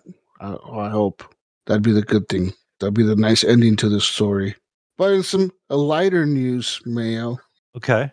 Some lighter news, some football news. FIFA 2K25 is set to launch this year, just in time for the FIFA World Cup 2K26. That's right, 2K is rumored to have secured the official FIFA license to develop the next FIFA game. This is according to unverified claims, which allege that the partnership is now confirmed and that 2K will be developing a new football game series. Okay. So yeah, they're saying that 2K now has the license to FIFA, which EA lost last year. Yes, I think because last year's we talked about it. Big title for EA. You know, that's always a They big had it for money years, yeah, many they had years, it for like 10 years or something. I think the article read, Jesus, the way EA kind of worded it was, we're going to kind of make our own thing, but it won't be with the FIFA label. What? Yeah. What do you think this means for EA? Because basically FIFA. That was kind of like one of their big revenue generators, right? It was And they also lost one of their Star Wars. biggest ones. Yeah. And they lost Star Wars as well. So it's Yeah. like, because, you know, Ubisoft is doing Star Wars. So it's like, That means get your shit together. EA. You're going to be shutting studios down. I don't think, I think a lot of those just ended and then they never got renegotiated. Says last year, oh no, they announced last year that this year's football game is going to be called EA Sports Football Club 2024. A fucking lame ass name is that, bro. EA Sports Football Club. Fuck out of here. No one wants to play that shit. No, it's not going to sell very well either. I want to play FIFA, motherfucker. I want to play FIFA. No one wants to play no EA Sports Football Club. That'll be thrown at me right on my Game Pass thing. Come play it. They'll send me emails. I guarantee it. They already do, right? With some other titles. Like the college game is going to be called, isn't it? Is it NCAA football or is it just EA college football? I'm not sure. I think it's NCAA. I think it's NCAA. I think they got the license. Yeah, that's why they quit making it in the first place, right? They had to get all that licensing situated again. Yeah. Because a lot of it had to do with like players too, right? Like being able to pay players and getting them, you know, using their likeliness in the games and stuff like that. Yeah, so it says here, oh no, it's called EA Sports College Football. Oh, okay. I wonder if 2K is going to snatch up the NCAA license and come out with NCAA 2K football, 2K college NCAA football. That would be hilarious, dude. Bring it back to the old days where 2K and EA were fighting over the sports games. That'd be crazy. But yeah, EA fucked up there, dude. How do you lose that license and then? I'm curious how long they had it, right? I'm going to say at least they had it forever, 15, dude. 16, 18 years. They had it fucking 20 years probably. Probably at least 20. Yeah. Yeah, I'm curious to hear from FIFA to see if they just wanted to try. I don't know. Well, why would you try something different? I don't know. There must have been something in the negotiation room where EA had the FIFA license since 1993. Damn. They must have got greedy, guys. They must have got real greedy and said, we want since 1993. And they had it all the way till 2022, and then it expired. We want 40% of all the revenue. Yeah, FIFA's like, fuck out of here. We're going to 2K. So that's why last year's was the last FIFA they made. And this year's going to be called EA's Football Club. Fucking stupid ass name. I'm curious how it's even going to look, right? They're probably going to get sued by FIFA. Why didn't they just go get like an MLS license or something? EA's MLS Super Football Club game thing. I guess it doesn't sound as cool as FIFA. Yeah. It doesn't sound as cool as FIFA. Yeah, FIFA sounds. But I don't know. Cool. I think people are going to get confused, right? When they go to pick this game up and they're like, football. When people go to the store, Mayo, and they see, FIFA in the US. FIFA 2K24 or EA's Football Club Supreme Edition It sounds so 2024. generic, doesn't it? It sounds like the generic version. This one's $10 less. Yeah. Like you can just tell they have no licensing. It sounds like They would be better off. They'd be better off naming it like get like the sponsorship from like licensing to Ted Lasso and be like the Ted Lasso Football Club. I wouldn't try to like license a fucking team, like go to like a fucking team, call it the Manchester United Football Club game simulator, fucking whatever, like something, license a player or something, dude. Like call it fucking a soccer player, David Beckham's football fucking club game. Yeah, Boom. they almost have to get a name in there, don't they? Because like Tiger Woods golf or whatever. Like, you just gotta get like a famous soccer player up in there and call it that. Whatever, blah blah blah, football club. Right, it has to be somebody retired though, maybe. Yeah. Anybody active, right? It's gonna be against the rules. Get some retired ass super fucking star soccer player and call it good. Here, let's look up. Yeah, that game is gonna tank. I'm sorry, but it's gonna end up in a Dollar Tree somewhere. Right, but then they're gonna market the shit out of it. Nypron is what they're gonna do. Yeah, that's what they do, right? That's what they did with. Damn, there was a couple other games they did. Like they marketed the crap out of it, and people pre-ordered it, and hoping you don't return the game digitally or whatever. Find out it's like I thought I was picking up the FIFA game. Yeah, it's all right. They fucked up. They're gonna learn their lesson from that one. It's going to be a big hit to them. I think they're going to realize it's going to be Christmas time though, Jesus, and the parents going to be buying the wrong one. Yeah, that's a good one. I know we always bought the EA game before the EA football game. We need the EA one, and then the kid's going to be like, "What the fuck is this? What is this trash? I wanted FIFA 2K. I want this fucking trash. What is this shit? This fucking trash ass hobo game." Don't even have real players on the cover. They're gonna have like some fake generic ass looking players on the cover. All AI generated names. AI generated soccer players on the cover. While the 2K has like a FIFA World Cup on it or something. Oh man. Oh, that's shitty.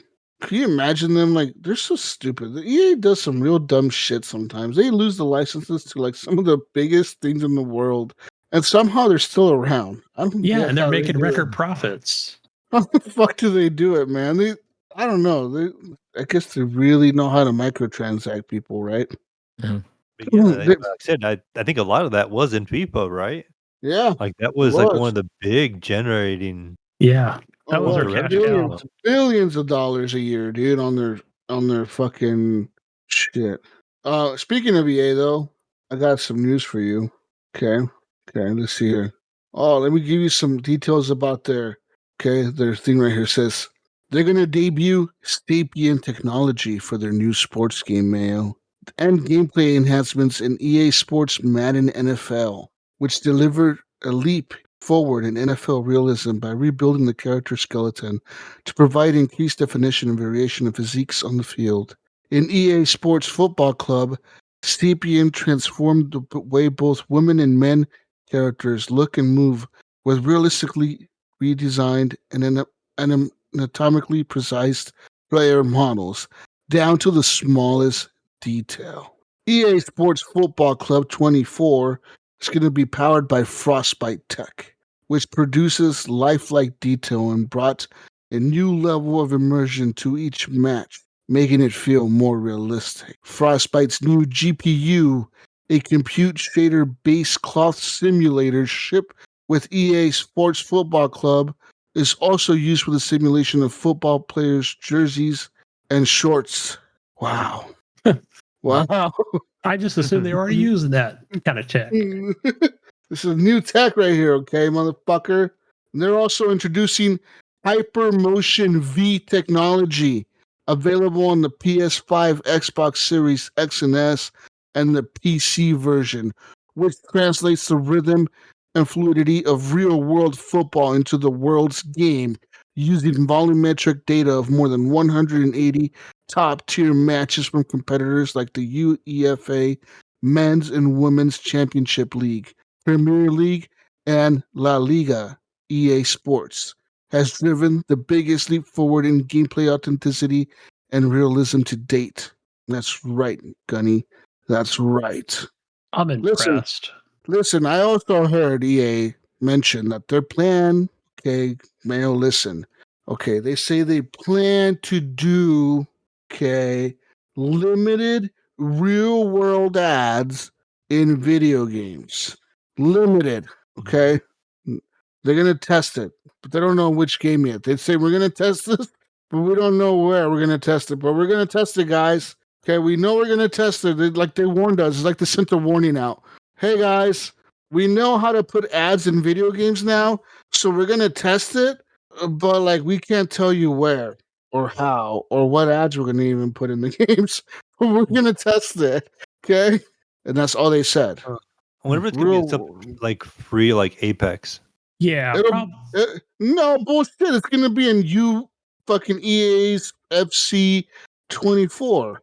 You think about a football club? You have the little banners on the side of the fucking soccer field. The little fucking the fucking shit that goes around the soccer field. The little fucking thing that moves.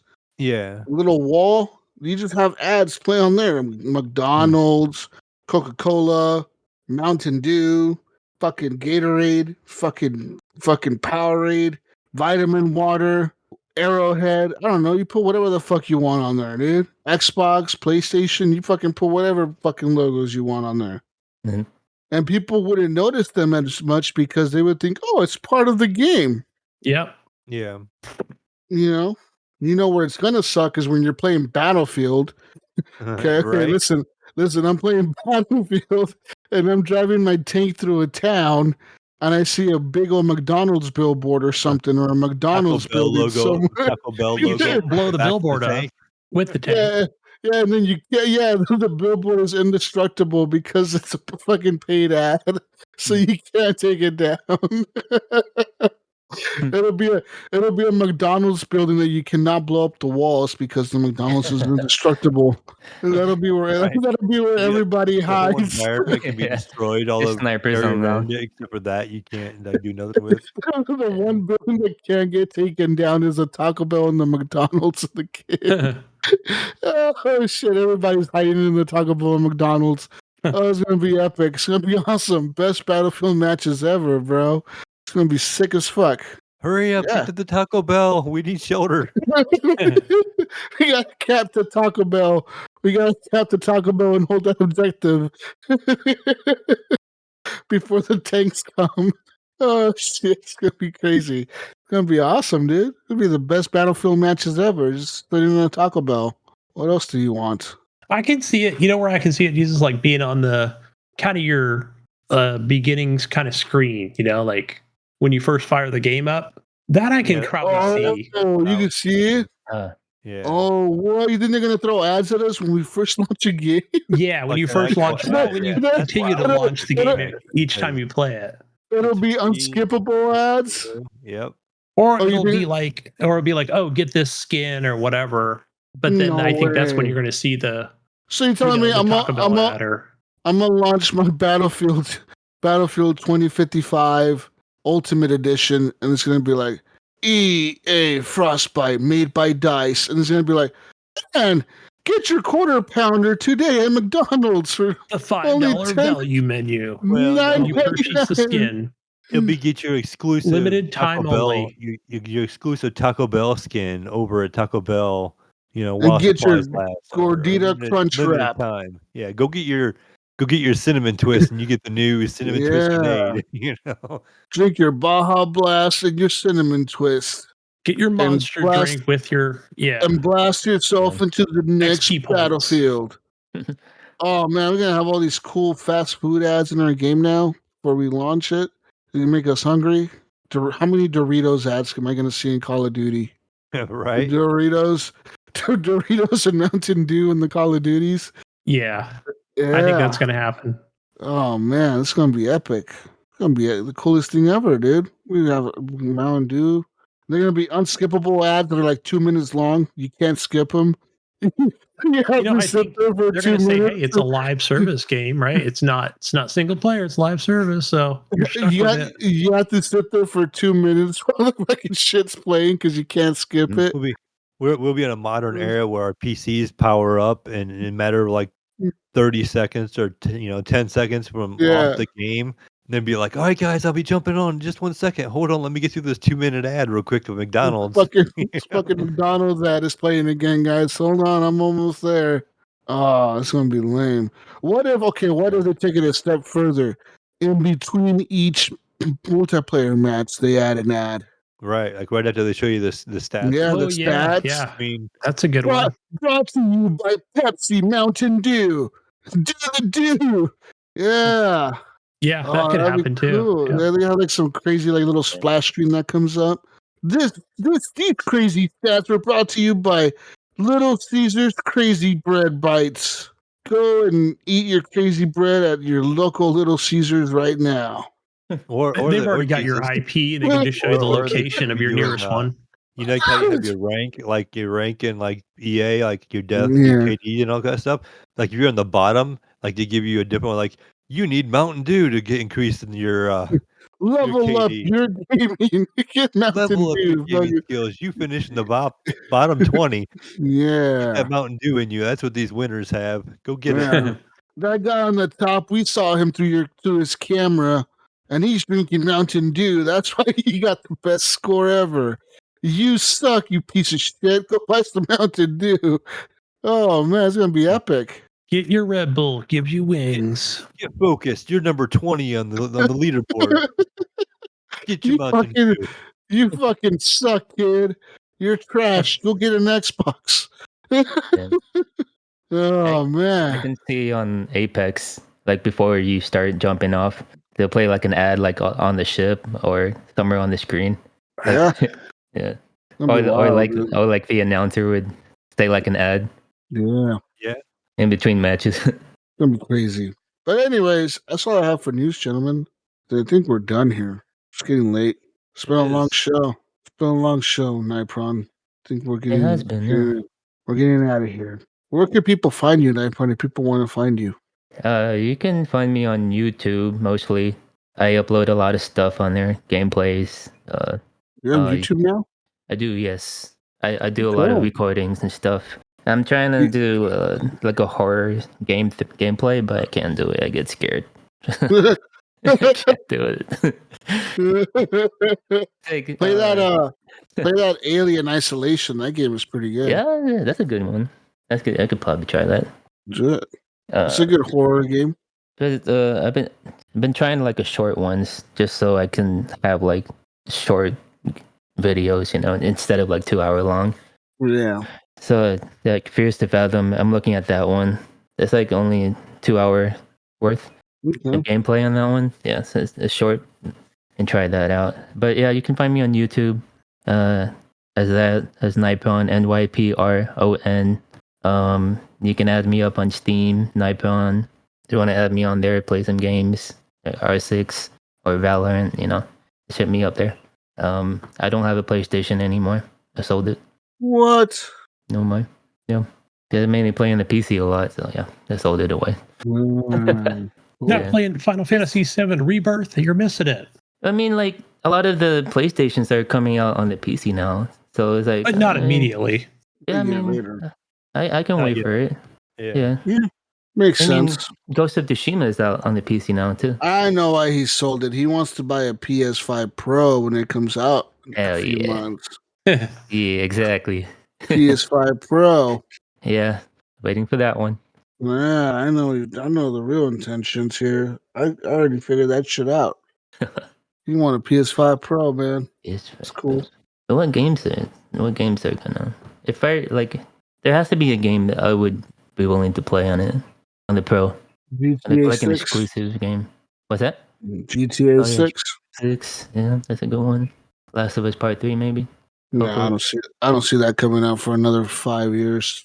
Yeah, they're working on something, but they didn't even. I see the next Last of Us in 7 years, probably, or 8 years from now. Jeez, man.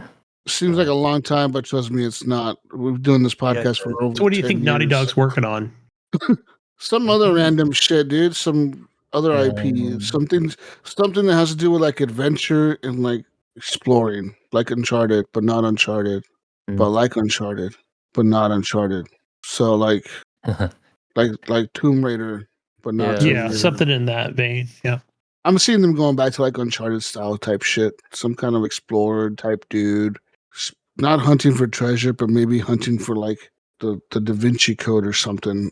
I don't know, man. Why you ask these questions? I don't know, Gunny. I don't know, because I'm thinking you're just saying it's not going to be The Last of Us, right? Like it's not. I don't think it is. Why would they go like back to back to back on The Last of Us? That just seems too much. I mean, it's trending. You got the TV show out, but you're right. They would have said it is number 3 to kind of give all the hype. If that was the case, maybe it is. Maybe it will be number 3. I'm assuming they're working on both of them in tandem. They have to be working on the next Last of Us probably at the same time. They probably just they probably have like a small team working on the Last of Us, like getting the story ready and all that shit of what they're gonna do. I think they'll try to time it with the series. I think they'll let the series catch back up. Like we said before, I think they'll break up the TV show into 2 seasons, the next game into 2 seasons. So you're probably talking 4 years for those, by the time they release the next season and then record the follow up to that and then release that, you're probably talking a good 4 years, 5 years for at least 4. Yeah. So by then they'll let it catch up and boom. They could maybe really do a, but I don't know. I guess they'd almost have to let the game come out first before they would do a season. I mean, they could kind of do it at the same time, but. Yeah. Spoiler wise, they would kind of. They could do like a whole. I think with The Last of Us, they're gonna go to a whole new character, like a whole new thing. Yeah. It would kind of a different story branch off of the. Yeah, like just have a different story. Yeah, I wouldn't know how they would pick up. Think about it. You set it in London, okay, and you're trying to get a girl from London to Italy because she's the cure. Yeah. Well, I mean, they always talked about like in the show and stuff like how the outbreak happened across, it was global. So they could just do something different in a different country, and do some kind of unique story with the same kind of. You could even make it to where like you're some soldier that was sent to quarantine people, and then you ended up having to help these survivors, and you ran into some little kid, and now you got to protect this kid and take him across to a safe zone or something. Boom. There, I gave you a story, Mayo. Make it heartwarming. There we go. Have some charming moments between the soldier and the little boy, and then call it good. And then in the end, the soldier dies in a tragic, heroic moment, while the little boy is about to get to safety. The zombies are coming, and the guy shoves him onto the train as it's moving off the platform. And he's like, "You go!" And then he stays back and holds the zombies off, and the game ends. Yes. There, boom. The boy cries. And the boy cries. Boom. Heartwarming moment. And then boom, the next game he's a man, right? Yeah, he's a soldier. He's a big man now. He's the guy with the gun. Yeah. And then he finds out that the soldier that sacrificed himself for him actually lived and became the king of the zombies. And now he has to go and kill him. Hey man, I can do whatever the fuck I want. This is a video game. I make the story up as I go. It works. Okay, he's the king of the zombies now, and you have to go kill him. Boom. And then at the end of that game, you don't actually kill him because you have a soft spot in your heart. Yeah, you feel bad for him. You're like, oh, you're like my dad. You wound him, and then you capture him. You're like the dad I never had, and they have like a father-son fake moment.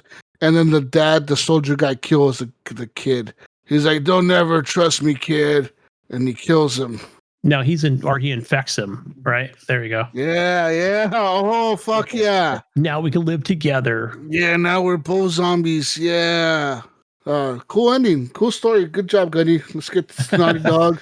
Let's get this over to the right. Let's get this over to the writing team and get them on this. Okay. Yeah, this is a cool story here. Okay, Naughty Dog just put in a lot of awesome gameplay in between all that, what we just said. It'll be a lot of sneaking sections and Add some clicker sections. It would be good. We need some zip lines in this one. Zip lines. We need zip lines and trains. We need trains and zip lines. I think that would be cool because it's Europe, so you need trains and zip lines. Yeah, some subways there too. Throw that in there. Yeah. And some underground, mate. Oh, mate. We need an Australian that lives in London. Okay, I'm from the land down under, but I'm over here across the seas, eh? Yeah. All right, Gunny, where can people find you, dude?